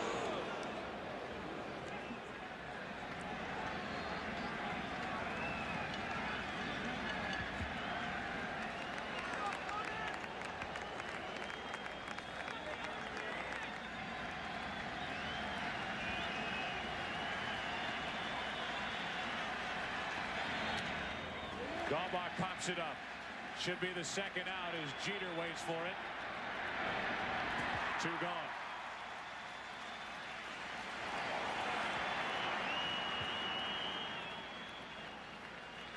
And now with first base open, a runner at second, 2 out. At the very least, Cone can be careful with Nomar Garciaparra, which he told us earlier he would do coming into this game.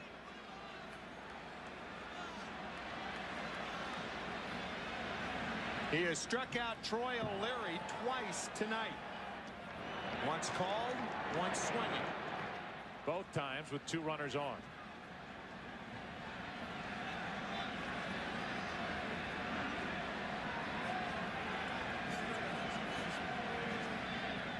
Eight straight breaking balls from David Cone to Nomar Garciaparra. Nomar has walked and singled.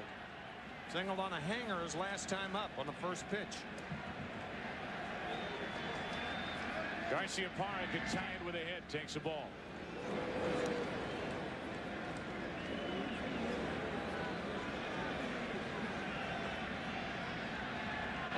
It doesn't figure to be much over the heart of the plate to Garciaparra.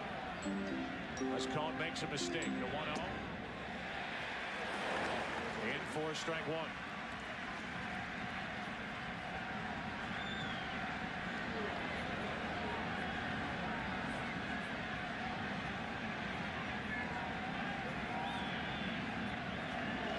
Tying run at second, 2 out. Strike 2 on Garciaparra. That was a nasty splitter to Nomar. That ball really dropping out. I think that's the best splitter he's thrown all night. And these Red Sox, who are 0 for 8 with runners in scoring position tonight, 0 for 12 in this series, ask for a hit from Garciaparra down the left field line. That ball is gone. Nomar Garciaparra, a 2-run home run, and the Red Sox take a 2-1 fifth-inning lead.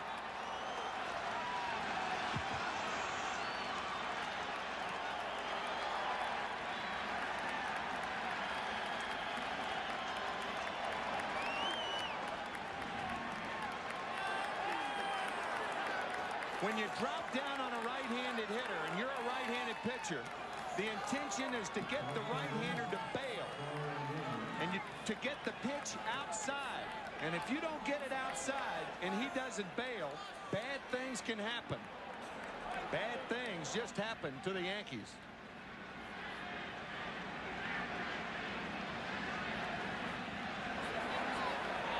So not careful enough with Garciaparra at the plate. A mistake from David Cone is hit a long way by Garciaparra. That is his 3rd home run of this postseason.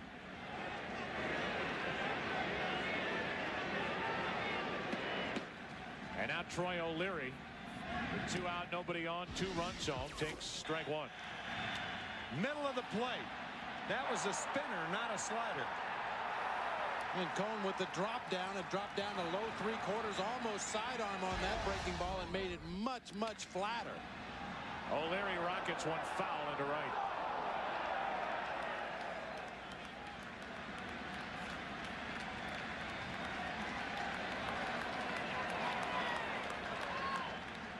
Troy O'Leary at the plate. 0 for 2 with a couple of strikeouts. Set up here at 0-2.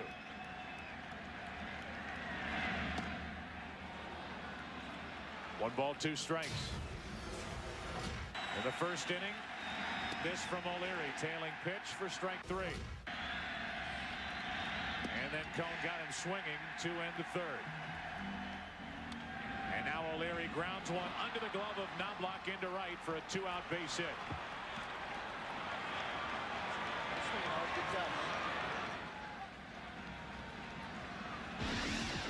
It looked like that ball did go underneath the glove of Chuck Knobloch. A very late break on that ball.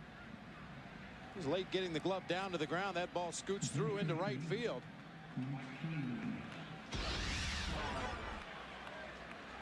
Third hit of the inning, and now Mike Stanley bats with 1 on, 2 out.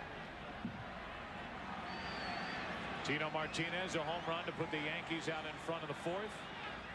Nomar Garciaparra, a home run here in the 5th inning to put Boston out in front for the first time tonight. Stanley takes a strike.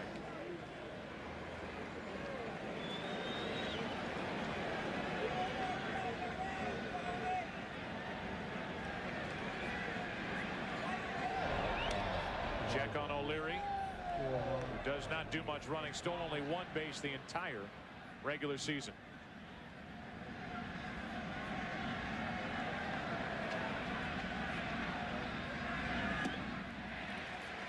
Strike 2 on Stanley. You can see how Cone, when he stays on top of the slider, gets that downward movement going away from the right-hander. When you drop down, you get under the slider. See the bite down to Mike Stanley? That ball didn't bite to Nomar Garciaparra until it was about 380 from home. In the dirt, ball 1 to Stanley.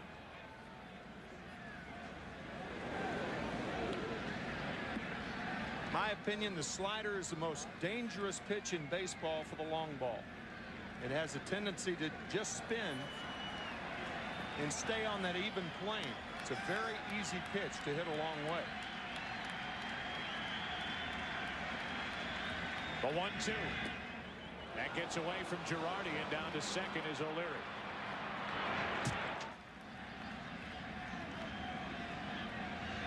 And there are times that slider will even back up. You hear pitchers talking about a slider backing up. See this one off the plate outside. Girardi just a little tardy getting over there. It's ruled a pass ball on Joe Girardi. And that backup slider is a nasty pitch to hit. It's got the rotation that's supposed to go down and away from a right-handed hitter, and it'll hold its plane and many times jam the right-handed hitters. Now Stanley strikes out.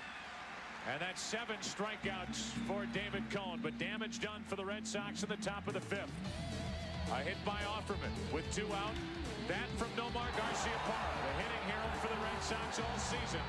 Halfway through game 2, 2-1 Boston.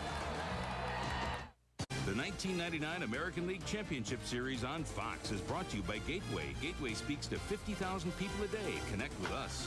By Quaker State for protection beyond 3,000 miles under any driving conditions. By Nicoderm CQ, the power to calm, the power to comfort, the power to help you quit. And by Ameritrade. Believe in yourself. Bringing you the views from high above is the Bud One Airship. The brewmasters at Budweiser remind you that fresh beer tastes better.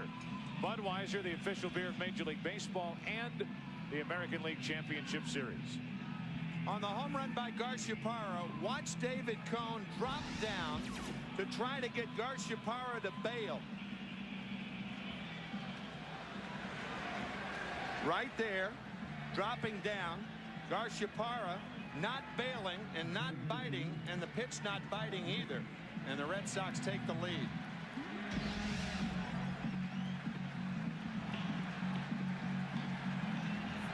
Henson out Brocious, Girardi, and Knobloch. A step in for the Yankees here in the 5th inning. 2-1 Boston now, their first lead of the night. And a changeup from Martinez, strike 1.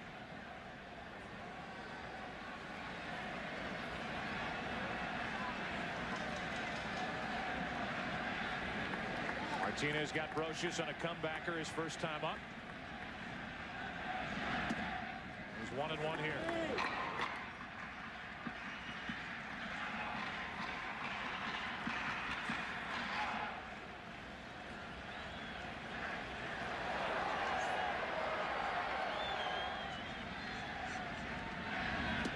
Now strike 2.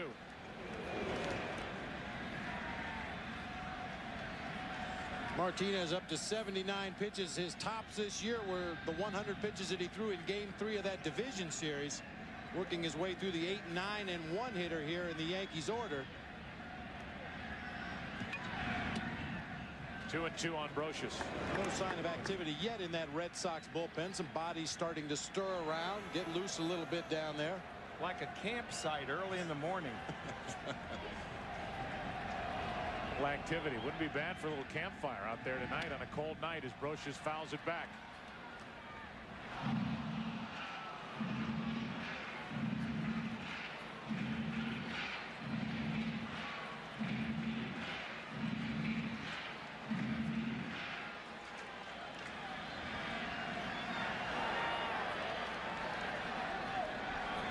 Brocious 3 out of 5 in this series so far, waiting.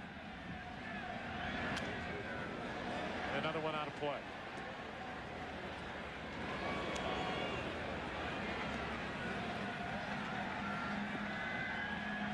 This series will shift to Fenway Park in Boston after a travel day tomorrow. Everybody will pick up stakes here in New York and move to Boston. Game 3 late Saturday afternoon. Pedro Martinez and Roger Clemens.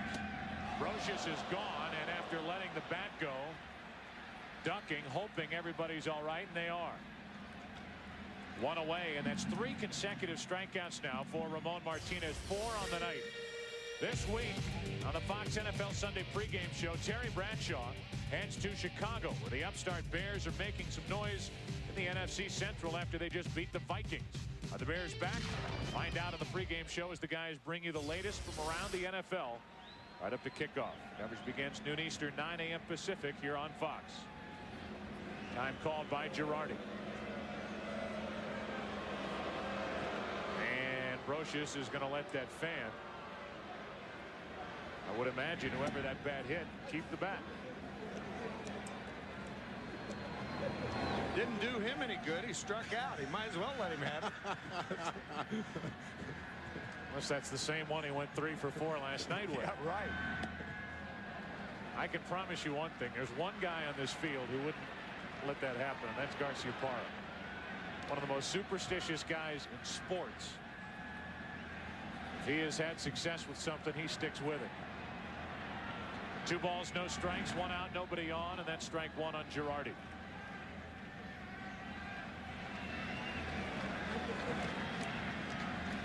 Knobloch on deck. Little different look tonight for the Red Sox bullpen. Rich Garces, who threw 2 shutout innings, perfect innings last night, is unavailable because of a pulled muscle underneath his right armpit. He's a right-handed pitcher. Jimmy Williams with an off day tomorrow doesn't want to use him tonight. 3 balls and a strike on Girardi.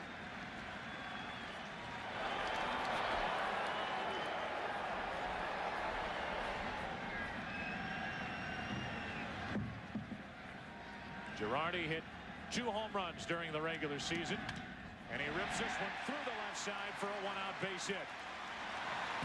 Tying run is on for the Yankees here in the 5th.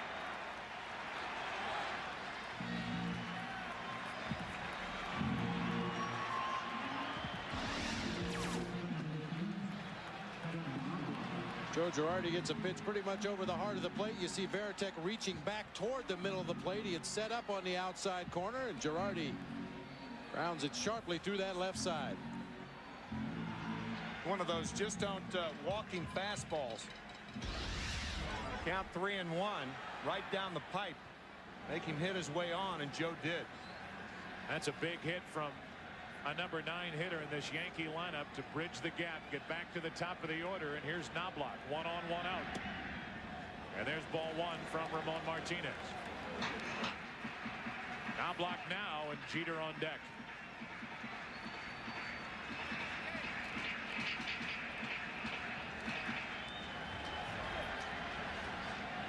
Joe Torre certainly knows this. Sometimes if you put a hit and run on, when a guy's dipping that back shoulder, he doesn't try to swing too hard, just tries to make contact. Very helpful at times. Knobloch off the end of the bat into left field for O'Leary. 2 out, and back to first is Girardi.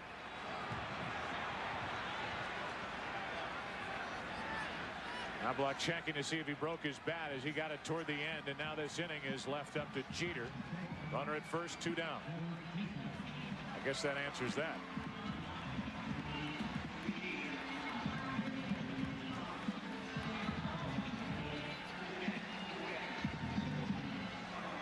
We come in talking about this rivalry, Yankees Red Sox,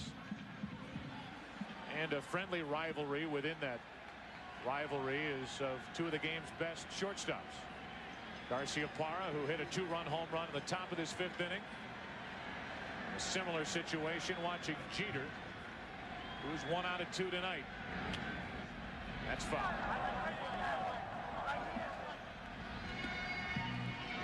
How about a comparison of the 2? Garciaparra, a .322 career hitter. Jeter 5th all time on the Yankee list with a .318 average. And in the postseason, just about dead even. Both outstanding defensive shortstops, both outstanding base runners. A lot of similarities between these 2 young superstars. And now some debris. Something fell out down in the left field corner, and the ball boy out to retrieve it. And that's what the delay is all about. And Jeter will wait for an 0-1 pitch.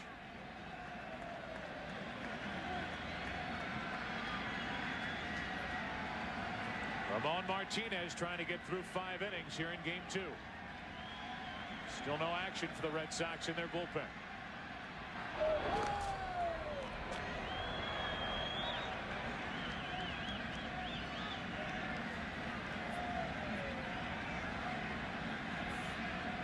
The series so far, she's been to the plate 6 times.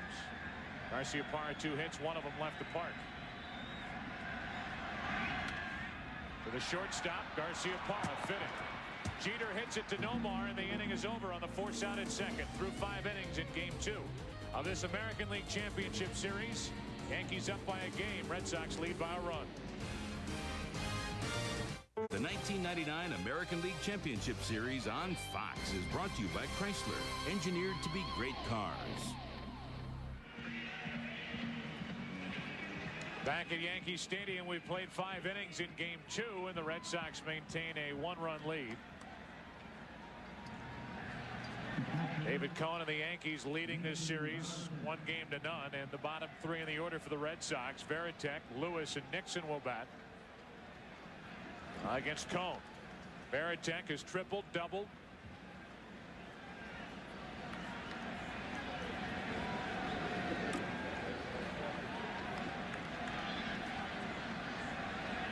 So far 3 out of 6 in this LCS.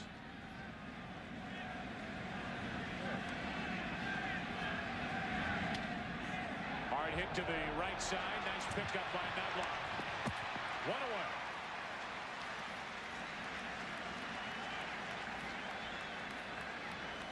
Leadoff man is gone. First time Varitek has been retired.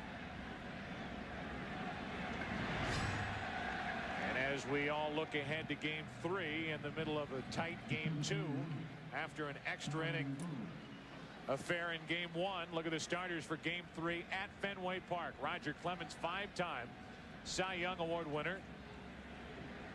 He has won 2 since leaving the Red Sox while with Toronto. And Pedro Martinez, who had a dominating game on September 10th here against the Yankees. 17 strikeouts. Only 1 hit in a victory, and the 1 hit was a home run by Chili Davis. That was it. And they will hook up in the late afternoon at Fenway. 1 ball, 1 strike on Darren Lewis.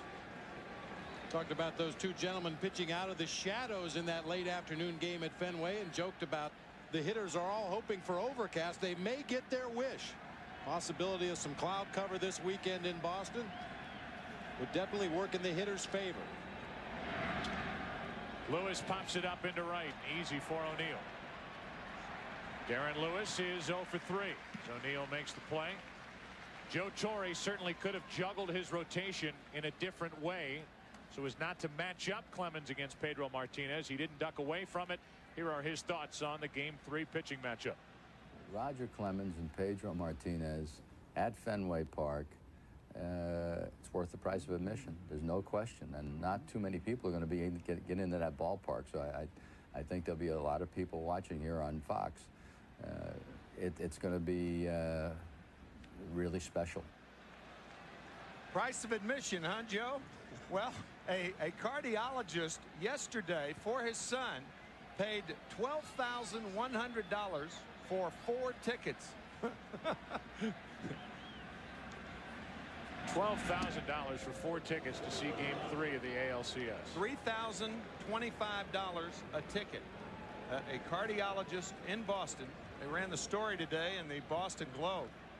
It's a lot of money to see Pedro. Pedro, you're making your money. 1 ball, now strikes, and now 1 ball, 1 strike. You can draw men like that. Roger Clemens, Pedro Martinez on Saturday. Man. That price, the $12,100, includes a soft drink of his choice. No, it doesn't. 2 balls and a strike for that kind of money. Ken Griffey Jr. could buy another pair of sunglasses. $12,000 sunglasses worn by Ken Griffey Jr. in the field. That's what he wears on his face. Bob, did you know that we did a game here of $12,000 sunglasses? Who makes them? NASA? Tiffany. Those are not them. That's a slight tint. The 3 ball, 1 strike pitch, and Nixon takes strike 2, full count.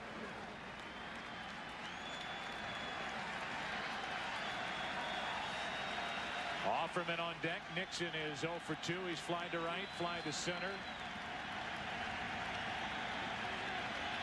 And the 3-2 from Cone. Nixon breaks his bat and flies it into the right field corner. O'Neill over to get it, inning over. And the Red Sox go in order. That is the first time they've gone 1-2-3 all night. Bottom of the 6th inning. Heart of the order for the Yankees. Boston up 2-1.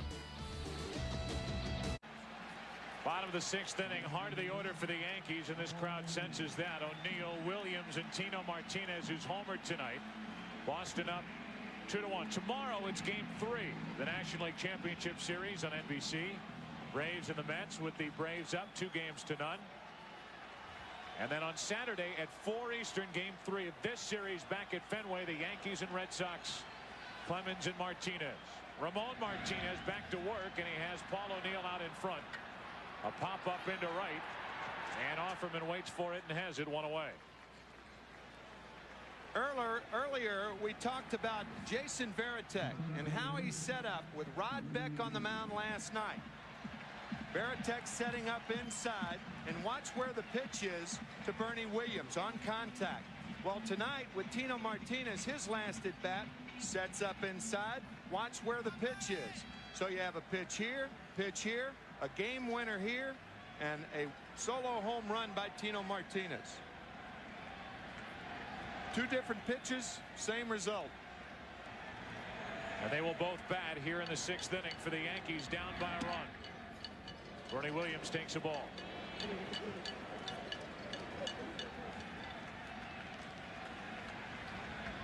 Williams hitless on the night. He's flied to right twice.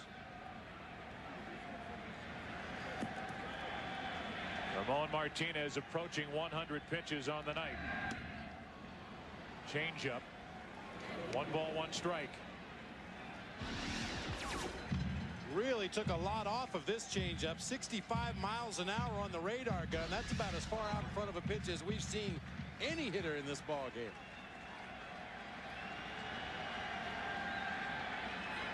Pitch number 96 on the night coming up. Williams can't hit it. 1 ball, 2 strikes.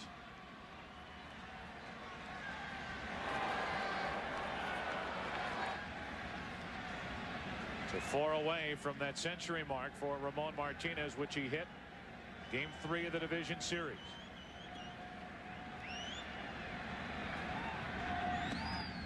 Two and two to Bernie Williams. The pitch count itself is not always the most telling factor.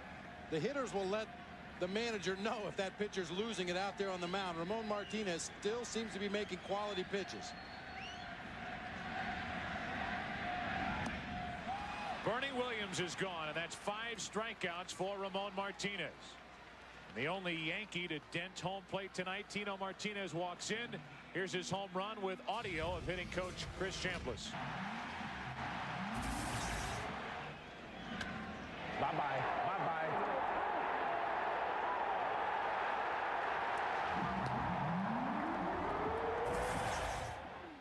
Chris Chambliss, who knows something about hitting big postseason home runs into right. How about that? He hit an inside fastball out of the ballpark. He came right back with an inside fastball. Got to be the last thing on Tino Martinez's mind. Surprised him with it. Now the 0-1. That'll be it, though. I think. Talking about Chris Chambliss, who hit that game-winning home run, Game 5 of the 1976 ALCS. Did that against Kansas City. Changeup for strike 2 on Martinez.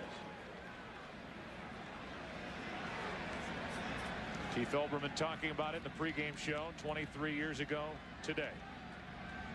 Chris Chambliss did it against Mark Littell of Kansas City. The first Yankee pennant in 12 years.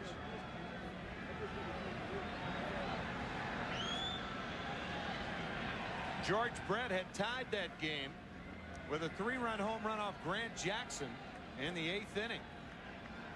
George, one of 3 modern-day inductees into the Hall of Fame this year. What a player. 2 balls, 2 strikes on Tino Martinez. For Chris Chambliss, the easy part was hitting the home run. The hard part was getting around the bases. That's right. The fans poured out of the stands. I don't know if he ever did touch home plate. 2 balls, 2 strikes. Martinez with 2 out, nobody on, takes ball 3. If Ramon Martinez is looking over his shoulder toward the Boston bullpen, there's no action.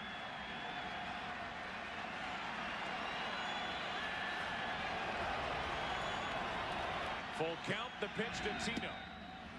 Just outside for ball 4. This is 23-year-old tape we're about to show you.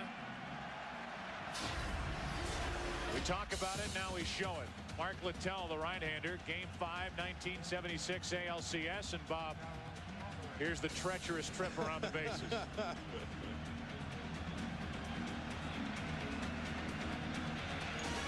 One of the rougher home run trots in the history of Major League Baseball. And now Darryl Strawberry with a shift on in the infield. The go-ahead run at the plate. Out in front, strike 1. 2 former Dodgers hooking up. Strawberry, who hit a home run in the clinching game of the division series in Texas.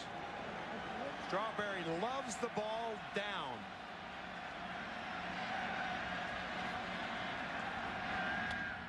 Popped up on the infield. Valentin a long run to get there. So far over with a shift, and he's there finally to make the catch. And the Yankees get a walk, strand their 5th of the night. We're through 6 innings here in Game 2. Red Sox maintain their 1-run lead. Back after this from your local Fox station. Well, the Red Sox will have the top of the order here in the 7th inning.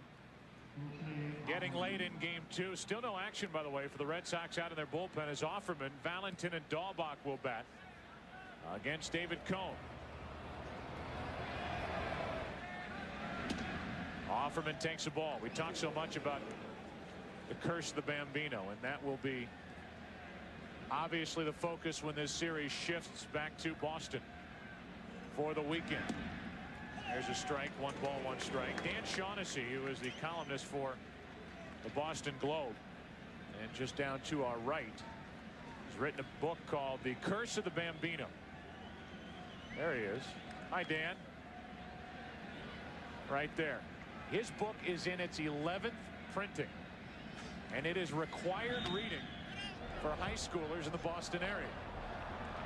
So while I grew up having to read Catcher in the Rye, Scarlet Letter, that wasn't on our list in St. Louis, but it is up in Boston. And talk about a piece of baseball lore that is just ingrained from the beginning to New Englanders. That is the case, and that's the book, Curse of the Bambino. 2 balls, 2 strikes from Cone to Offerman. The monument, George Herman Ruth. 7 Ruths, 7 Bambinos for Cone put up tonight. That's to note the number of strikeouts. Before the Ruth sale, the Yankees, no pennants, no championships. 5 for Boston. Since, none for the Red Sox since 1918. 24 for the Yankees. Offerman out in front, off balance in the first out here in the 7th inning. Now 2 out of 4. The World Series started in 1901. There were 2 years in which it was not played, 1904 and 1994. The Yankees, with almost a quarter of the rings given, 24 World Championships.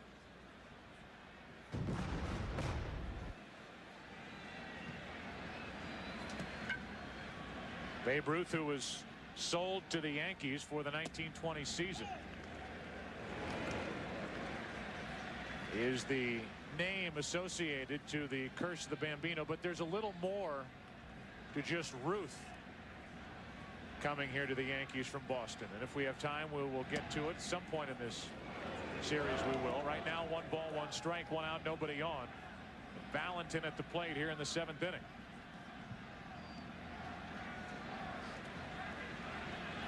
Valentin 0 for 2 with a couple of strikeouts, a walk.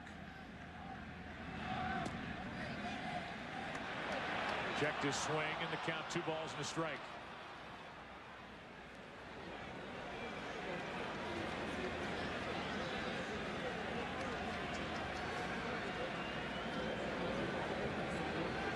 David Cone working here in the 7th inning. Up over 100 pitches for the night. Works it home on 2-1 and misses. 3 balls and a strike.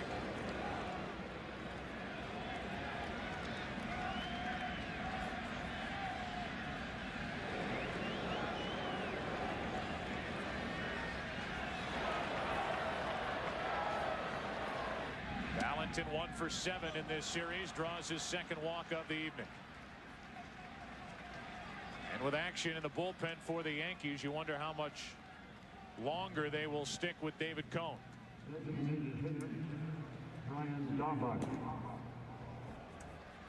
Well, fatigue starts to set in for David Cone, given the fact he's throwing so many breaking balls. That's the pitch that you're most likely to make a mistake with as you start to tire later in the ball game. May remember the last 3 pitches to Dahlback his last at bat, all fastballs. Dahlback flailed at that one. David Cone has Dahlback in that pendulum, going forward on the splitter and then staying back on the fastball. We'll have a chance to explain that a little further on Saturday with Pedro Martinez, who does that as well as anybody. 1 on, 1 out. And 2 quick strikes on Dahlback.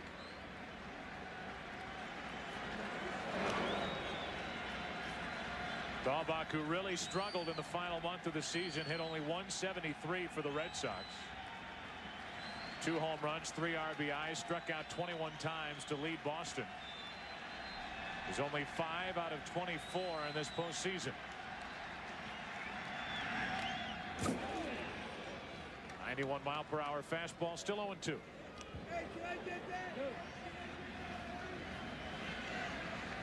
You could see what Cone and Joe Girardi were doing there. 2 splitters in the dirt and then the high fastball. By doing that and taking that approach, you change the eye level of the hitter. That head bobbing up and down.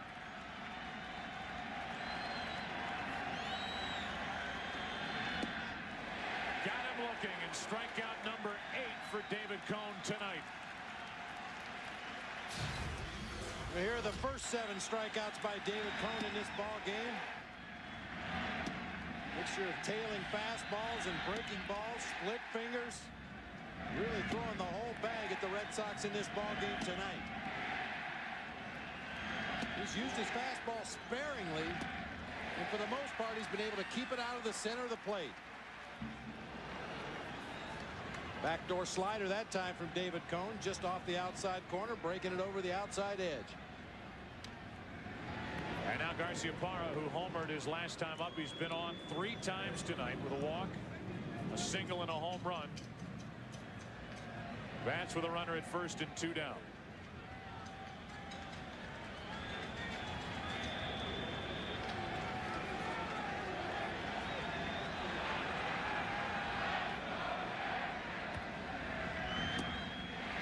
That's strike 2. One bad pitch from Cone.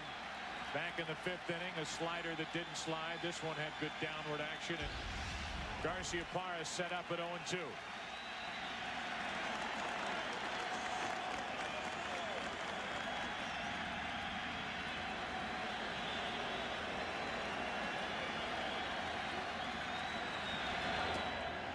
Wouldn't chase it. 1 ball, 2 strikes.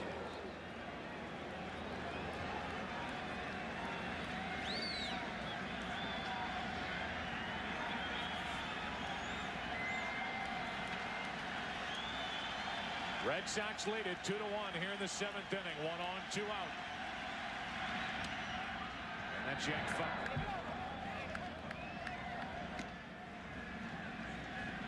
You notice with Derek Jeter, the batter, Red Sox pitchers continue to pound him inside, 1 pitch after another. And then with Nomar Garciaparra, just the opposite. Yankee pitchers would rather bite the head off a rattlesnake than come inside intentionally to Garciaparra. 2-2. Garciaparra is one tough hitter to put away once you get to 2 strikes. He only struck out 39 times all season in 532 at-bats. Second toughest to strike out in the American League. The 2-2. Right on cue. The strikeout number 9 on the night for David Cone. Time to stretch for the fans here in the Bronx. Bottom part of the order coming up for the Yankees, trailing by 1. He's allowed only the 1 run, a home run by Tino Martinez in the 4th inning. And a total of 5 hits. You know, we speculated that perhaps this would be a ball game that both teams would have to get into their bullpen perhaps early in the ball game, but both starting pitchers have been outstanding up to this point. Ricky Leday is first up for the Yankees, 1 out of 2 tonight.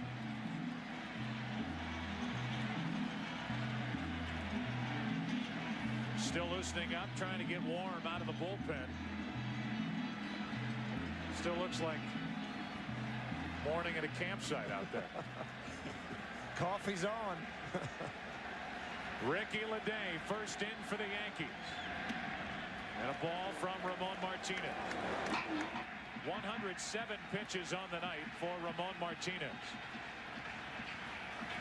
His longest effort pinch count wise this season, as he misses with ball 2, 2-0. 9 strikeouts for Cone, 128 pitches. Second highest total of the season for David Cone tonight. A little surprised that there's nobody at least throwing in the Red Sox bullpen. That's a very, very good point, Joe. I am too. At least soft tossing.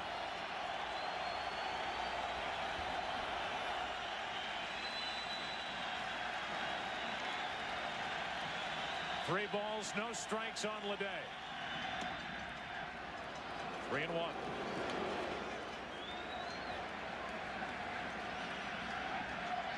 Again on cue. Somebody will be up right now.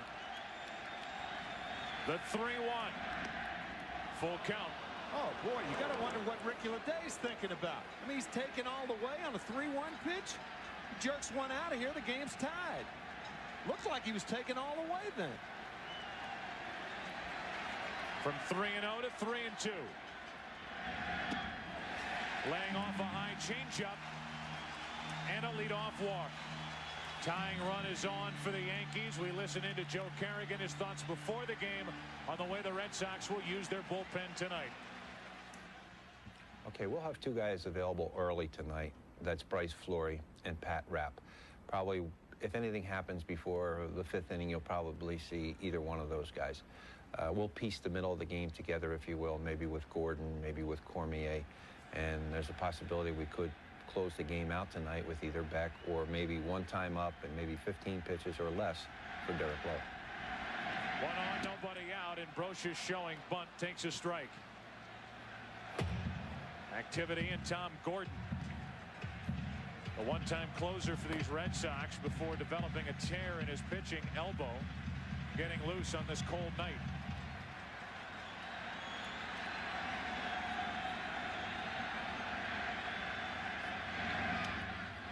And the bunt is perfect.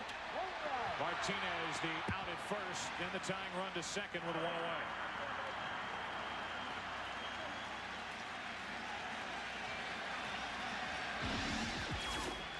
Looked like Ramon Martinez very nearly lost his footing attempting to field this sacrifice bunt. Comes charging off the mound, slipped slightly right at the end of the play.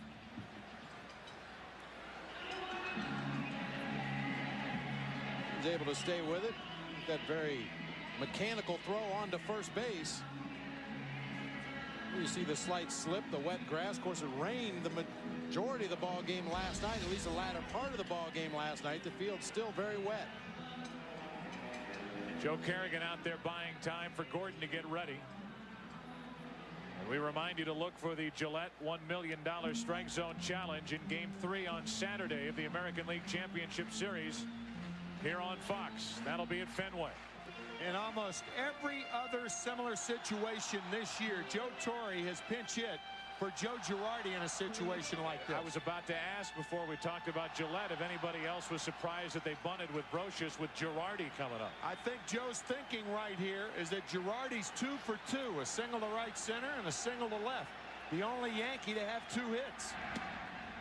A ball up and away to Girardi.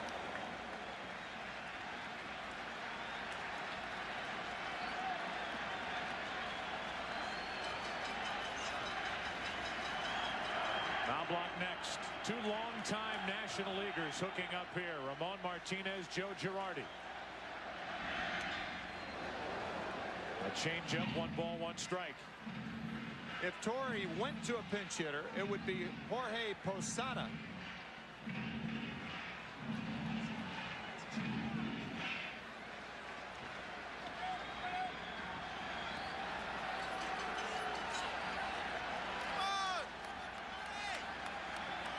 Posada sitting and watching. Girardi with a chance to tie it with a hit. Mentioned Girardi with a history against Ramon Martinez in the National League. Joe was 9 for 35, a .257 batting average against Ramon Martinez in their days in the National League. Runner at second, 1 out. 2-1 Red Sox, and Girardi pops it up. Offerman makes the play, 2 down.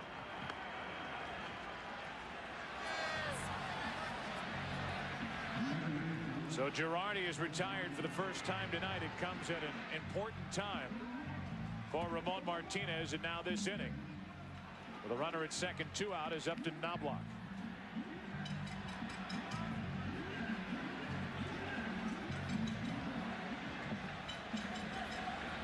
In case you're wondering, as we talk about who's on the bench for the Yankees and possible pinch hitters, he has, Joe Torre has.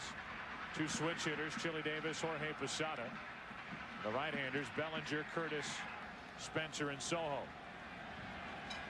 Sticking with Girardi, he popped up. Now it's Knobloch.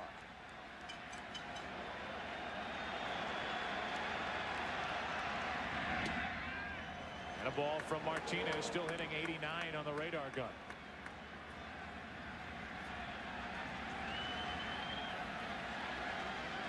Younger brother Pedro gets the ball in game 3.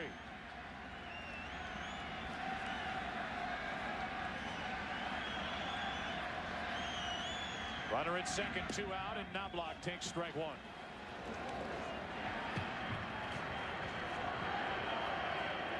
Boy, it would be something if Ramon Martinez could get through 7 innings for the Red Sox. And in this, what would appear to be final inning of work, pitch around a leadoff walk in a 1-run game. That man, Leday, is the runner at second, and there's a shot into the corner. He won't get around the walk. Scoring easily is Leday. It's a 2-2 game here in the 7th.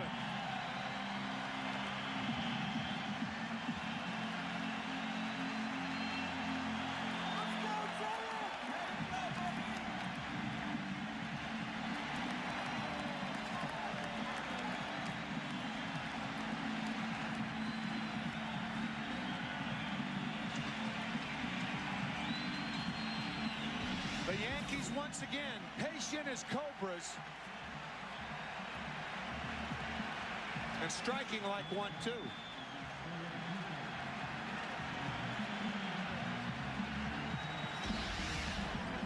That's the last pitch of the night. 120 pitches this evening for Ramon Martinez. Gave the Red Sox all he had. But after this, here in the 7th, it's a 2-2 game.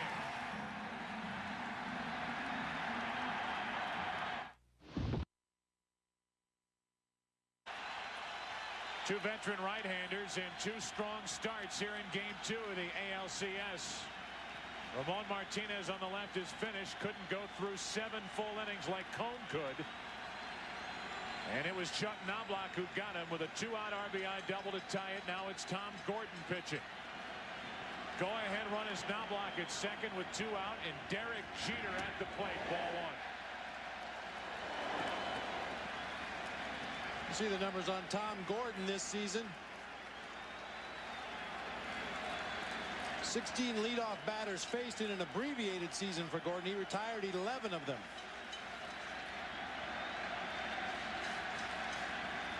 And a visit from Veritek to get the sign straight.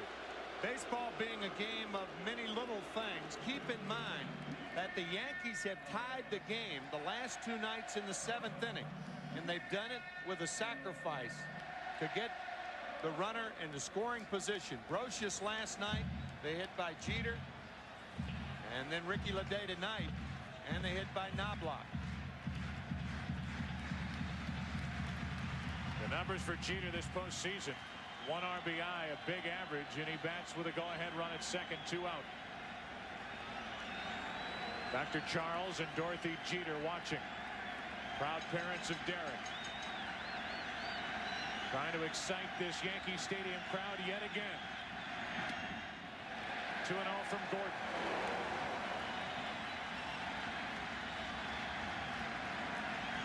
I don't think it would break anybody's heart on the Red Sox side if Jeter didn't get much to hit here, with O'Neill struggling, waiting on deck. And Real Cormier warming in the bullpen. Ball 3, 3-0. For that reason, if you're Joe Torre, you give Derek Jeter the hit sign here.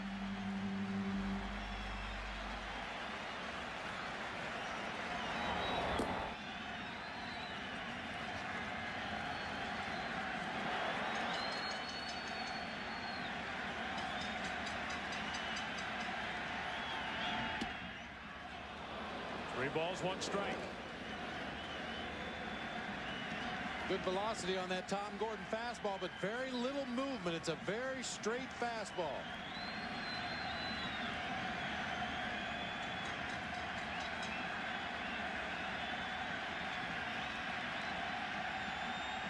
Knobloch stealing third on strike 2 to Jeter. And the go-ahead run is 90 feet away.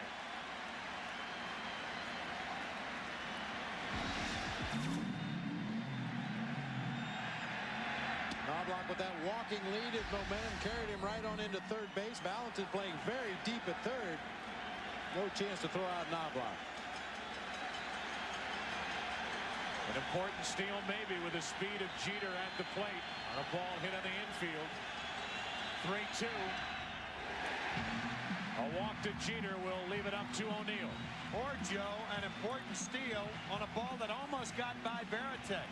Jason Varitek just saved the Yankees going ahead in this ball game on a fine block of the first curveball by Tom Gordon. And now Jimmy Williams, in all probability, will bring in the left-hander to face Paul O'Neill. Nice job by Varitek. Did have 25 pass balls on the season, but as we mentioned last night, 20 of those came catching the knuckleballer, Tim Wakefield. So the walk to Jeter, that's it for Gordon. The one lefty in the bullpen, Cormier, coming in to face Paul O'Neill. Well, this is the spot Jimmy Williams picks to use his one left-hander out of the Red Sox bullpen. You look at Cormier's numbers on the season. There's a reason he brings in the left-hander to face Paul O'Neill. Drastic difference in numbers for Paul O'Neill versus right-handed pitching versus left-handed pitching. There you see the numbers. Only a 190 batting average with 3 homers against the left-handed pitchers. Considerably better against the righties. And that's when healthy. First and third, 2 out. And a strike hits the outside corner from Cormier. For that reason, you do have runners on the corners who can run. Knobloch and Jeter very fast, the fastest of the Yankees, along with Williams and Ledee. So if O'Neill gets 2 strikes on him, maybe Joe Torre will send Derek Jeter. And again, try and draw a throw from Varitek. They did it last night, no throw.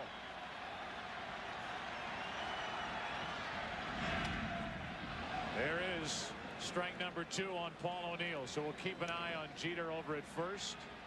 And if they'll give you second base, might as well take it. Sure. A 2-2 game here in the 7th inning.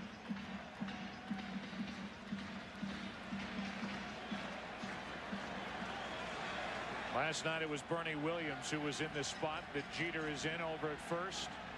He was running with O'Neill at the plate facing Cormier, and Cormier struck out O'Neill after they let Williams take second. See if Jeter runs here.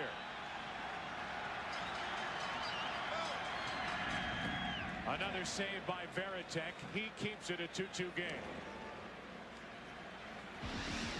You're right. He kept it and keeps it. A tie ball game.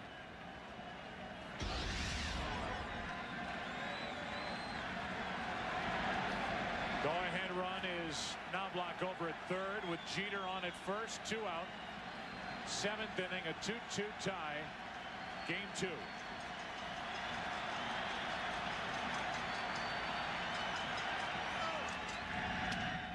And O'Neill a flare to left.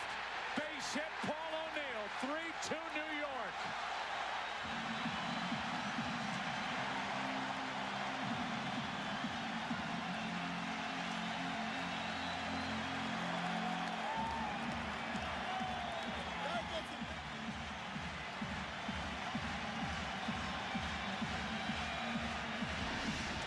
Broken rib.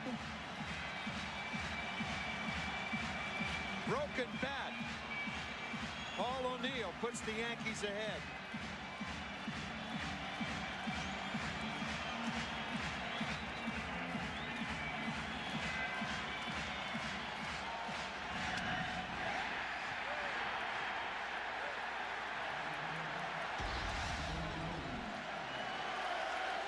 So Knobloch, such a big part of this 7th inning with a 2-out RBI double to tie it, scores the go-ahead run. And now this crowd chanting Bernie's name as he bats with runners at the corners, 2 down. It takes a strike from Cormier. You can charge that run to Ramon Martinez, who is now on the hook. 6 2/3 innings, 3 runs, 6 hits.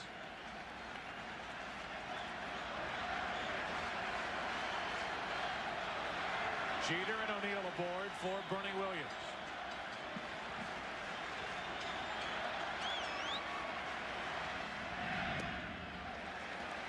One ball, one strike.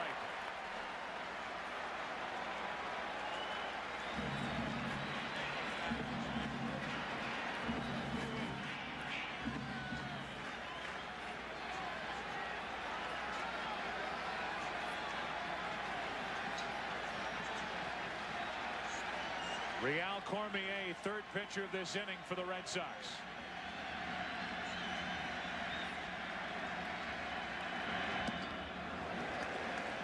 Ball's behind, 2-1.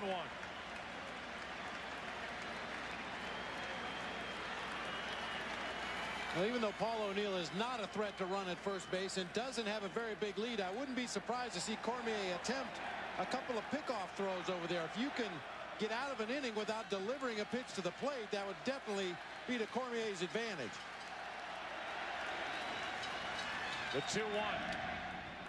2 balls, 2 strikes on Williams.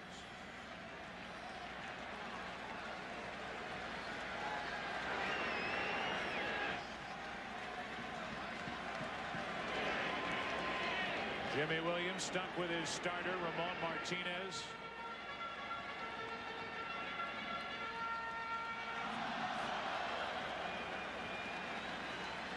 After the Yankees tied it, Gordon came on, now Cormier.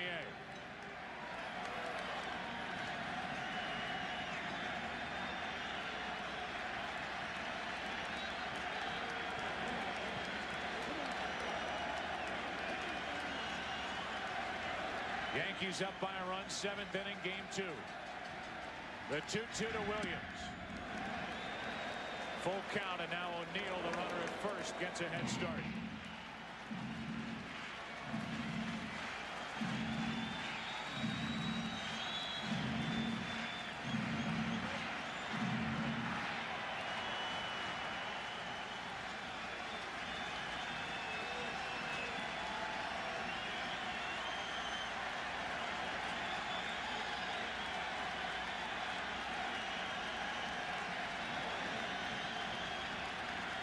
Runner goes, and Williams pops it up right side. Slicing toward the seats, Nixon out of room.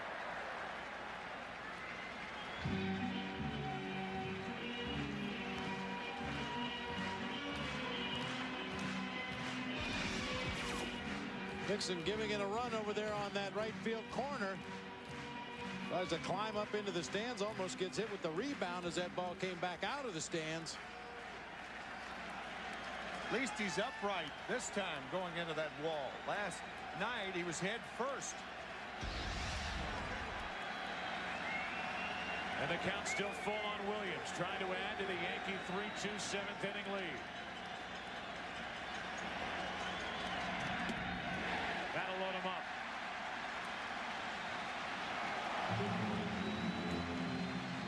Rod Beck getting loose in the bullpen, but with the left-handed hitting Tino Martinez coming up, you would expect the Red Sox to stay with Real Cormier.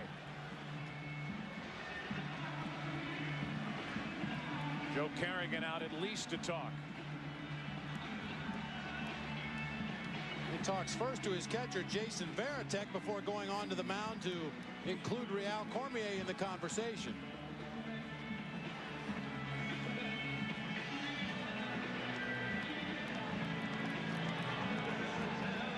Jimmy Williams had enough confidence in Ramon Martinez and had a thin enough bullpen here tonight to extend Ramon Martinez for 120 pitches. That will be a topic of discussion, you can bet, after this game too, no matter what the outcome. Ramon Martinez stretched on a cold night. His 120th pitch of the evening was a 2-out RBI double hit by Chuck Knobloch, which tied it. After a walk to Jeter, a pitching change, O'Neill a single to put the Yankees out in front. A walk to Bernie Williams, and the bases are loaded for Tino Martinez.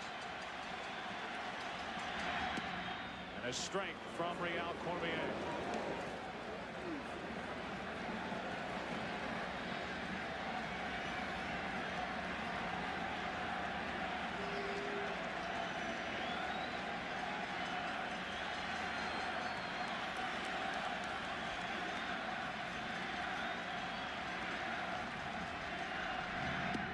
Breaking ball had him frozen 0-2.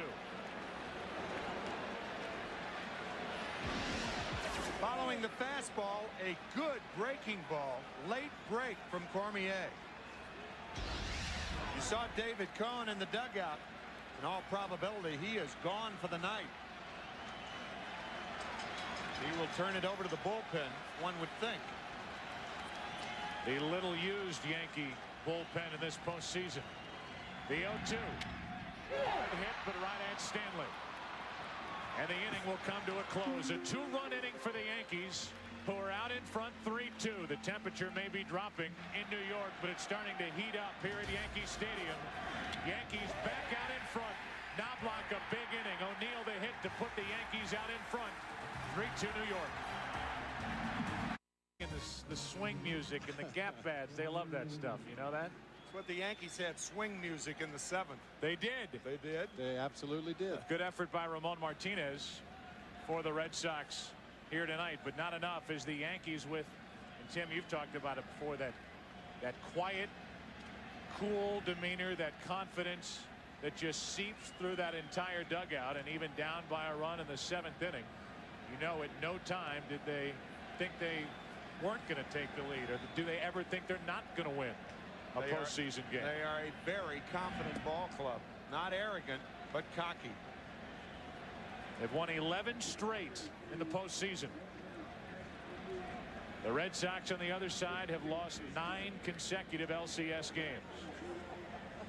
That's a record. 2 balls, no strikes from the new pitcher, left-hander Mike Stanton, facing O'Leary. With Stanley and Varitek to follow, Cohn is finished. 7 innings, 2 runs, 7 hits, 3 walks, 9 strikeouts. O'Leary pounds one into deep right center field. At the track at the wall, it's off the wall, and O'Leary will cruise into second with a double. Good start to this 8th inning for the Red Sox. O'Leary now 2 out of 4.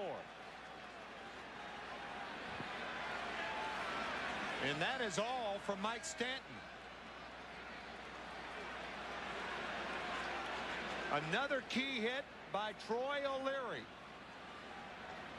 Well, guys, we talked about this at the top of the program, talking about the Yankee bullpen. And here's Stanton, who had not made an appearance since the end of the regular season, Bob, and he lasts for 3 pitches.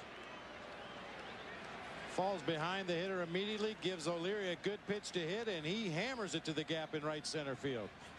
Hit high off the wall, 385 feet away, and a pitching change here in the 8th. I don't think it's a stretch to say that both O'Neill and Williams thought the ball O'Leary hit was gone. It nearly left. Sounds of the game. Third base coach Wendell Kim had this to say to Troy after O'Leary got to second. Nice safe lead. The center lead. Make it bob to your left. Deep fly ball. You tag it. All right, before you heard those instructions from Wendell Kim, he told Troy O'Leary just missed right at the top of the fence. You can see just a matter of inches at that 385 mark from being a home run. We've had Troy O'Leary miss by inches. Jason Varitek in the second inning hit a triple and missed by inches and didn't score. Another 2 feet. Varitek's is a home run. So is O'Leary's. And the Red Sox would have the lead. Here is Jeff Nelson, the right-hander, to pitch to Stanley. Varitek will follow, then Darren Lewis. The Yankees used Mariano Rivera for 2 innings last night. So Torrey telling us before the game he will try to at all costs avoid working him more than 1 inning tonight, unless he said I panic. Unless I panic, you won't see him until the 9th inning. That's what Joe Torre told us before the game. Well, that's the only way you would be able to tell if Joe Torre is panicking. If he warns you what he's going to do and then does it, because he shows no sign of panic. Stanley takes a strike. This is how close the home runs or near home runs were. O'Leary, Varitek, 6 innings apart. Man. A look back at the tying run. O'Leary at second with nobody out. Here in the house that Ruth built, it becomes annoying and monotonous to continually talk about the curse, but some might think that with those balls that just did stay in the park as Stanley fouls it back and out of play. 2 quick strikes on Mike Stanley, who's 0 for 3 tonight. Alan Watson, Ramiro Mendoza getting loose for the Yankees. One more look at how close Troy O'Leary came to the home run to tie it. Just a couple of inches. The same with Varitek on the right.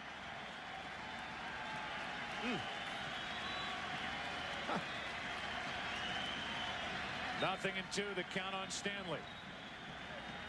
Tying run at second. 1 ball, 2 strikes.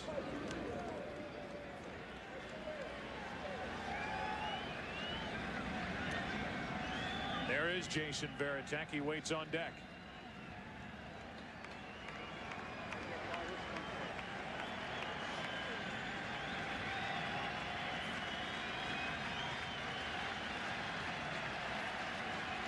The 1-2. 2 balls, 2 strikes. 4 sliders in a row from Jeff Nelson. Joe Torre and Mel Stottlemyre try to get Nelson to throw more fastballs. Of course, in this particular situation, Stanley a very, very good low fastball hitter, and Nelson has to keep the ball down to be effective.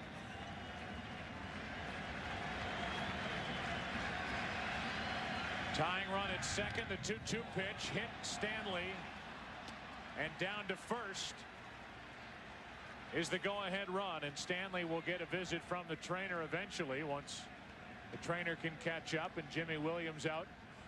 You could see that reaction by Joe Girardi behind the plate. A lot of times that slider will take that right-hander out, and then you try to come in on him. He's looking for the slider and can't get out of the way. Stanley diving in toward the plate with that front foot. That was very similar to the pitch that Nomar Garciaparra got hit with. See that tailing fastball runs up and in. It appeared to catch Stanley on that right wrist. Girardi very upset. And Stanley, who is hit by the pitch, will exit. Probably would have left either way, as Buford will come in to run, and we go back to September 25th, and there is the injury suffered when Al Reyes, a right-hander from the Orioles, hit Nomar Garciaparra on the right wrist. He has felt the effects of that hit by pitch through this postseason, although he has homered in this game and has hit 3 home runs. this postseason. Now Buford runs, and he is the go-ahead run at first with nobody out. Very interesting situation right here. I don't think Jimmy Williams will bunt with Varitek with Lewis on deck. But he did. Varitek has grounded into 13 double plays on the year. I think the Yankees, if he does bunt, you're going to play it straight away. But Jason Varitek with a couple of hits tonight, a double and a triple. He also hit a ball hard to first. Runners on at first and second with nobody out. We'll see if the Red Sox stay with a bunt.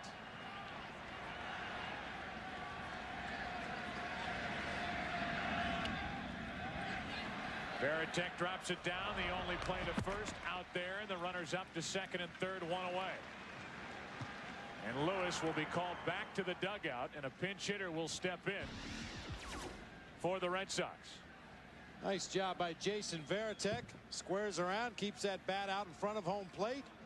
Deadens that ball off the end of the bat. Nelson only has one play, and that's to go across the diamond to first base.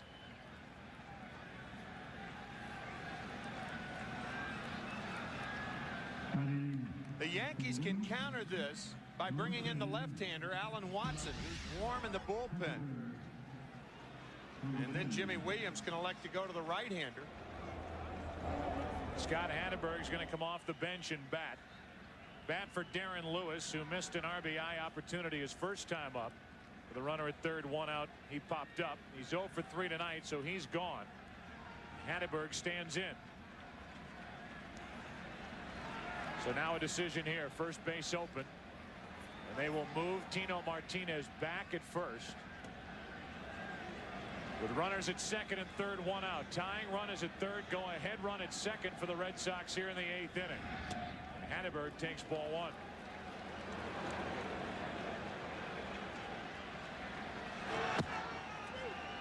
There's O'Leary, who started this inning with a double. Buford is running. He's down at second. Joe changed his mind. Torrey didn't want to take him out the first pitch, but Alan Watson's ready.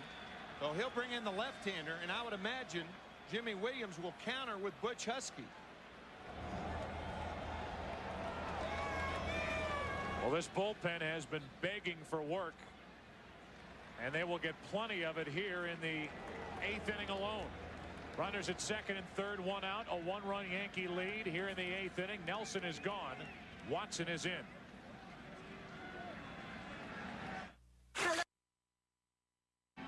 Managerial wheels are spinning. Jimmy Williams with a decision to make over in the Red Sox dugout. Joe Torre with that seldom used bullpen in this postseason. See what's left on the bench. 3 right-handers.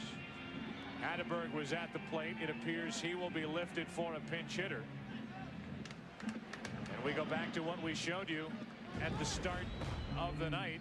Bob, talk about this bullpen and the Yankees finally getting some work for those guys. Well, more work than I think either manager wanted for the bullpen tonight. It looked like the 2 starters were going to rest the bullpen for the majority of the evening, through the first 6 anyway. But see, the Red Sox 22 appearances out of the bullpen. The Yankees now 9. And Alan Watson, who with the Yankees this season was 4-0 with a terrific ERA in 21 games. The Yankees will walk the pinch hitter for the pinch hitter, Lou Merlone. Grew up in Framingham, Massachusetts. He's a diehard Red Sox fan, and the Yankees will pitch to Butch Husky, who's in the on-deck circle. Jimmy Williams wanted Joe Torre to pitch to Lou Merlone. That's why he had Merlone in front of Husky. But Joe Torre, by walking either one of them, is now going to wait until Husky's announced and bring in the right-hander. It looks like Ramiro Mendoza, a ground ball pitcher, is warming for the Yankees. If he doesn't announce Husky as the pinch hitter, then Trot Nixon, the left-handed hitter, has to hit against the left-handed pitcher. So from a percentage standpoint, Torre has him either way. Butch Husky. Bob Shepard with the announcement. Butch Husky is the pinch hitter, and we'll see if Joe Torre goes to Mendoza. If he does, it would leave him with only Arabu and Rivera in his bullpen. A smile from Alan Watson. You know Joe Torre had something funny to say, like, great work. Watson came in, gave the intentional walk, and now it's Husky against Mendoza. So, well, another change while we were away here in the top of the 8th inning. With the Yankees out in front 3-2, the bases are loaded with 1 out. And the pinch hitter for the pinch hitter Hatteberg, Merloni, has just been pinch run for by Donnie Sadler. And the bench for Jimmy Williams is empty. Ramiro Mendoza comes on to pitch with the bases loaded, 1 away to face Butch Husky. That's to third and foul. Husky was up there ready to wail. the only move, the way I see it, that doesn't make sense in this inning by either manager is having Donnie Sadler run for Lou Merloni. Why not put Donnie Sadler up there to hit, knowing Torrey's going to walk him, and then you save Lou Merloni? But now you are out of extra men. Bases loaded for Boston with 1 out. Down by a run, and that's outside from Mendoza. So Watson makes his first appearance of this postseason, issues an intentional pass. Stanton makes his first appearance of this postseason. And Mendoza makes his first appearance of this postseason. Yankees lead 1-0, lead this game 3-2 here in the 8th inning. The 1-1. Strike 2 on Husky.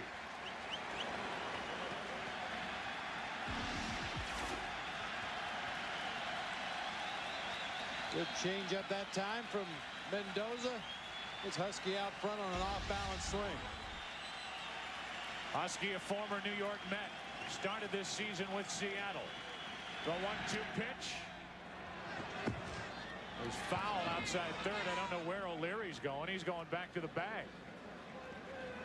Bases are loaded, Troy. You got to run. And the other two runners, Buford at second base and Sadler from first, were off and moving when that pitch was grounded. As you said, O'Leary was headed back to the bag. Yeah, evidently Troy's eyes were better than Sadler's or Buford's. Husky with a chance to be a hero for the Red Sox here in the 8th inning.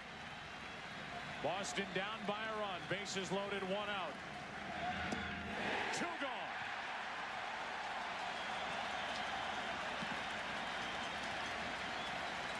And it's up to Offerman.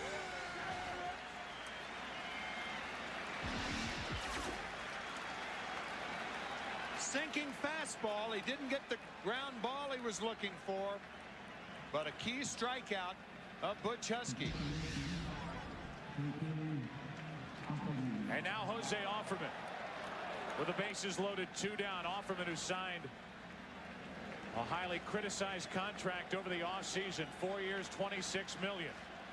He could step in and be a hero for the Red Sox. Bases loaded, 2 out, and a ball from Mendoza. Hey, if you're the Red Sox, you couldn't have a better guy up there than perhaps Garciaparra with the bases loaded. Offerman with 5 hits in these 2 games, and he hit .389 during the divisional series. He is red hot with a bat, especially from the left side. Mendoza trying to close down the top of the 8th. Strike 1.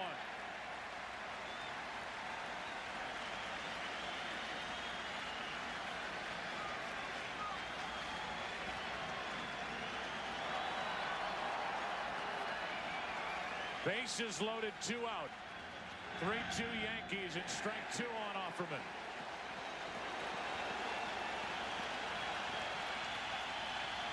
And now it's Mendoza who could be the hero here in the 8th inning, coming in out of the bullpen for New York.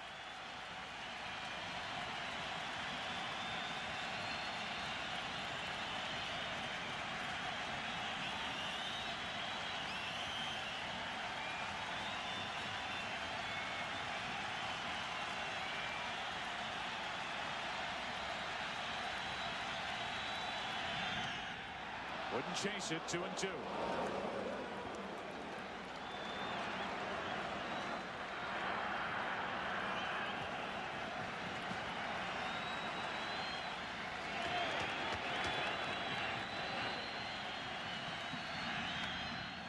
Offerman into center field. Williams back to get it. Inning over.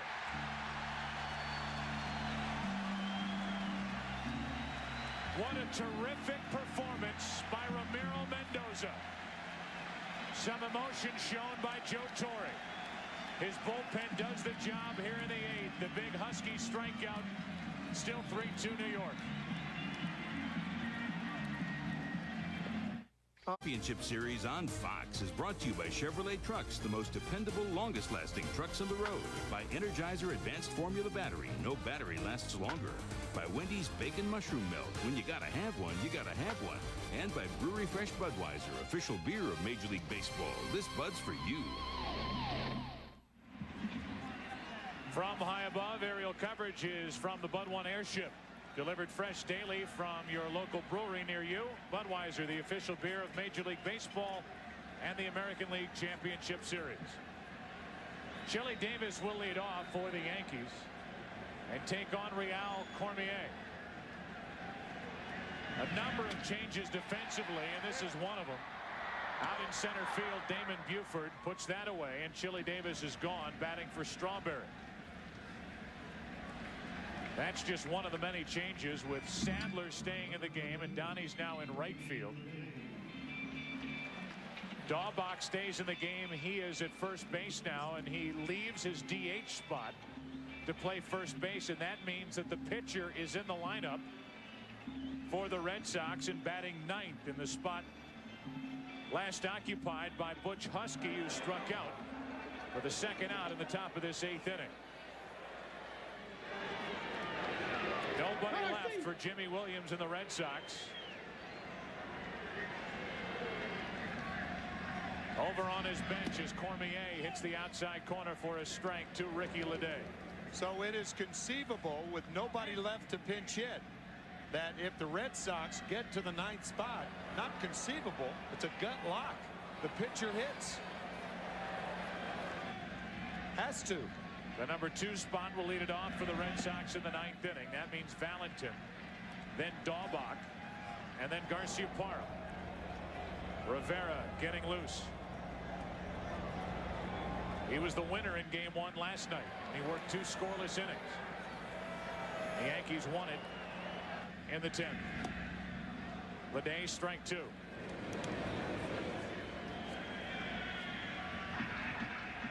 Brocious next.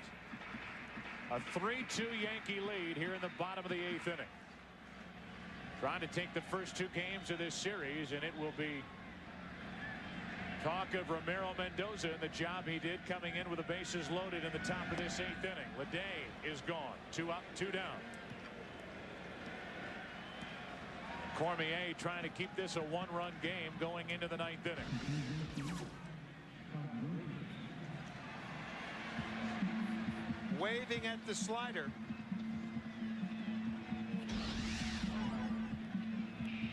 And we remind you that tomorrow night, Game 3 over at Shea Stadium, the Braves and the Mets, with the Braves up 2-0. NBC at 8 o'clock. Bob Costas, Joe Morgan, Jim Gray, Craig Sager. And on Saturday afternoon, we will come your way from Fenway Park. 4 o'clock Eastern. For the Yankees and Red Sox, Game 3, Pedro Martinez against Roger Clemens. 2 out with the bases empty, and Brocious takes a strike from Cormier.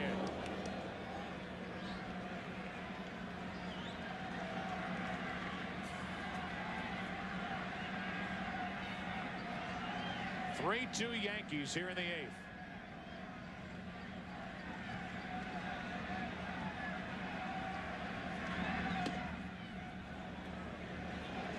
One ball, 1 strike. The Red Sox, who tonight are 1 for 12 with runners in scoring position, are down to their final 3 outs. They will be trailing in the 9th inning by at least 1 run. The 1-1 to Brocious into center field. Buford waits, and a 1-2-3 inning for Cormier. That sets it up for the 9th inning. Sets it up for Rivera. The 2, 3, and 4 hitters for the Red Sox, trailing 1-0, trailing this game 3-2. Mariano Rivera, who is automatic for the Yankees, takes over here in the 9th inning. And the Red Sox trying to change his fortunes. This postseason, 3 games, 2 saves, no runs scored against him in 5 innings pitched. Was the winner last night with 2 scoreless innings. And he takes his warm-up tosses while the Red Sox have the 2, 3, and 4 hitters waiting for Rivera. And we need to explain something on the part of the Boston Red Sox. Even if the Red Sox had players left on their bench, they lose the privilege of the DH. That's right. Once you put the DH into a defensive position, as the Red Sox have done by putting Brian Daubach in at first base. So if you want to consider the DH a privilege, that privilege is gone now, because Daubach, who started the game as the DH, is now in the field at first base. And you look at missed opportunities, 1 for 12. The Red Sox have stranded 12. They have missed opportunities from the first inning on. John Valentin will stand in. Then Daubach, then Garciaparra. Valentin 0 for 2 with a pair of strikeouts, a pair of walks. Red Sox down to their final 3 outs. Ball 1 from Rivera.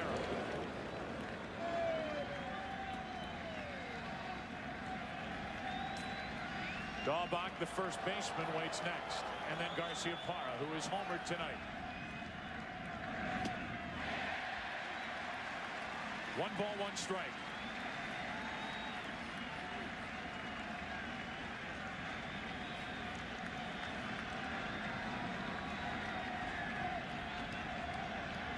We mentioned last night Rivera, who has not been scored upon in the postseason since Game 5 of the Division Series in '97. Looks at a slow roller. Girardi out from behind the plate. Good play, 1 out. And the leadoff man is retired for the Red Sox. That is not a routine play by Joe Girardi.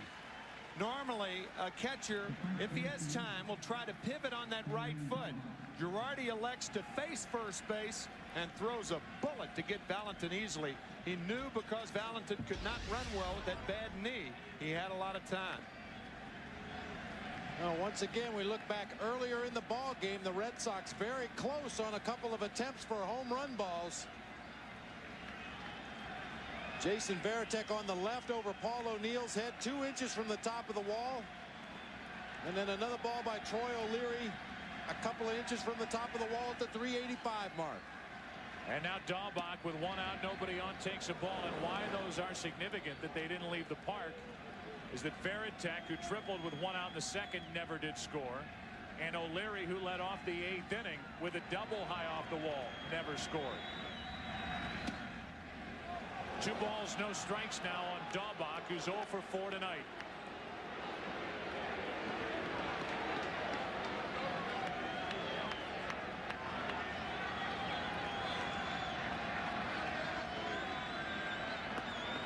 One out, bases empty. Daubach takes a high strike and does a double take to home plate umpire Dan Morrison. 2-1. A cut fastball on the inside part of the plate from Mariano Rivera appeared to be up above the belt.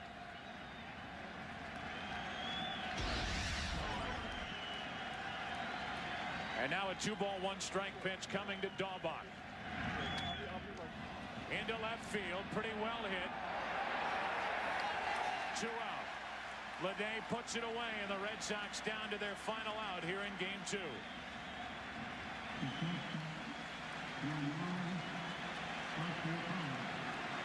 And who should step to the plate for Boston? Nomar Garciaparra.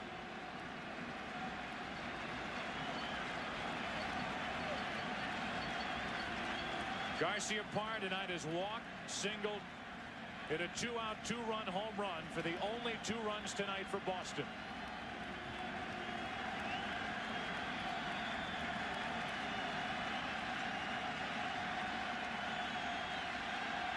Three-2 Yankees, Game 2, strike 1.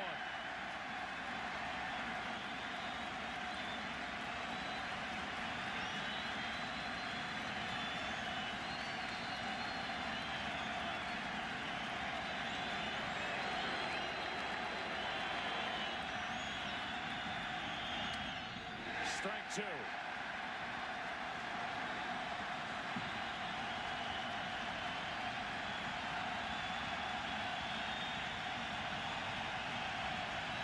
The significance of winning the first 2 games of an LCS. 27 of the 30 teams to do it have advanced to the World Series.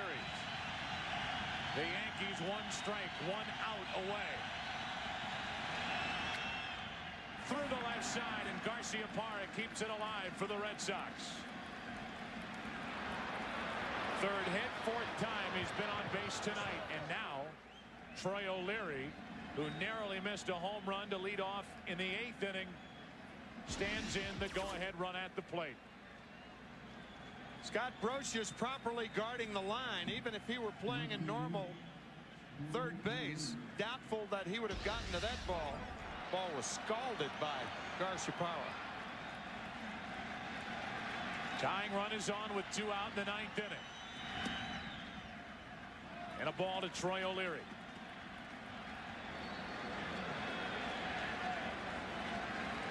Both of his home runs, all 7 of his RBIs in the postseason, coming in Game 5 of the division series. 1 ball, 1 strike.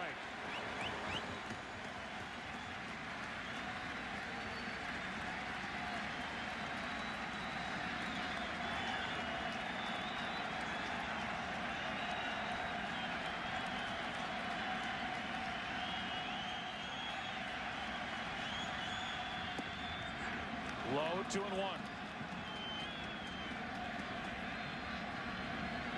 The clock strikes midnight here at Yankee Stadium.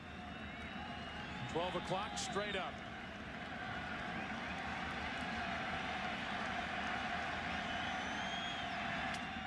Broken back. 2 balls, 2 strikes.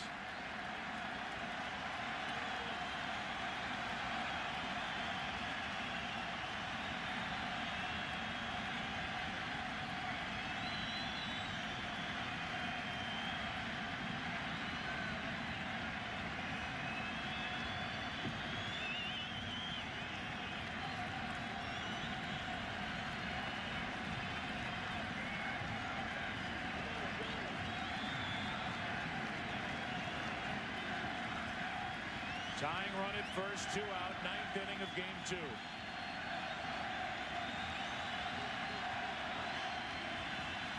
The 2-2. Do it again.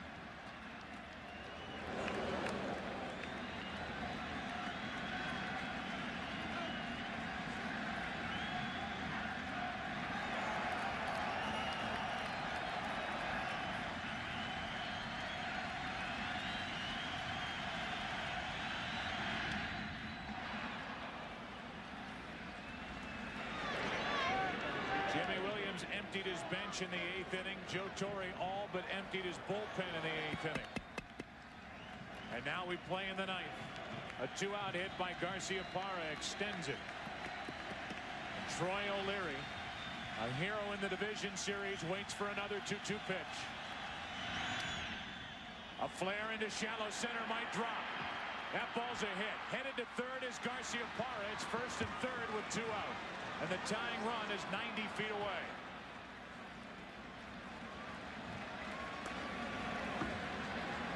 But remember, Stanley, who was hit by a pitch, lifted for a pinch runner.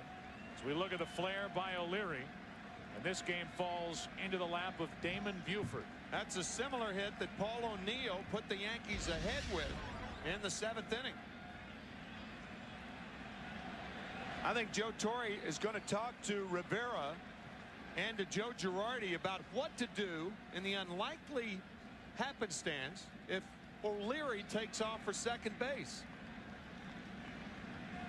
See him talking to the middle infielders. Girardi looking to both Knobloch, and now here comes Derek Jeter, and Knobloch just whispered something to Jeter.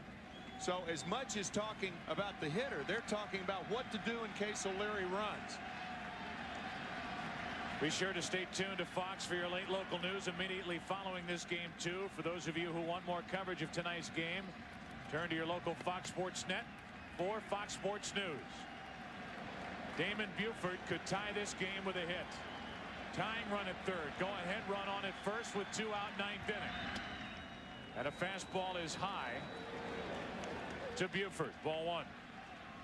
Well, Buford's in the ball game because Mike Stanley was hit by a pitch on the right wrist from Jeff Nelson. He has been taken for x-rays. It's Buford at the plate. And it's 2-0 from Rivera.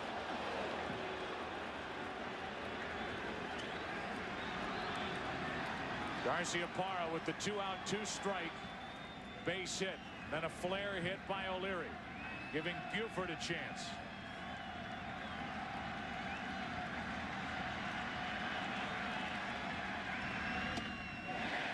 Two and 1.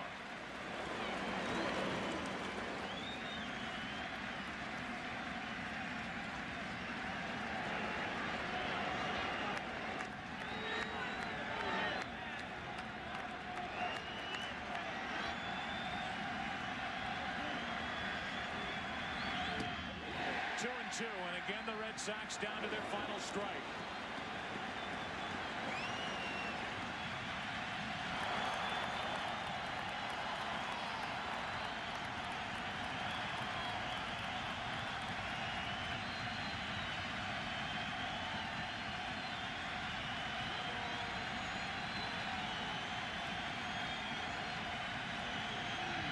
Game over. Yankees win game 2.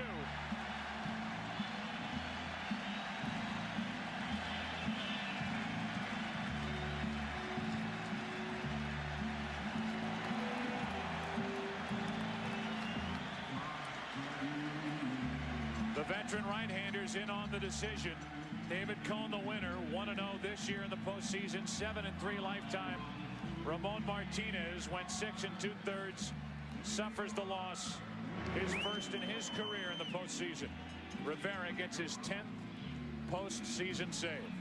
Rivera got the save, but the man in the middle, Ramiro Mendoza, the most important guy out of the pen tonight. We were wondering if that Yankee bullpen would be rusty. They came in and got the job done when Joe Torre needed them tonight.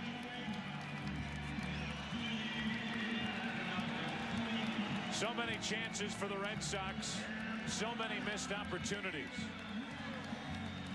1 for 12 tonight with runners in scoring position. And we take you down to Keith Olbermann. Keith.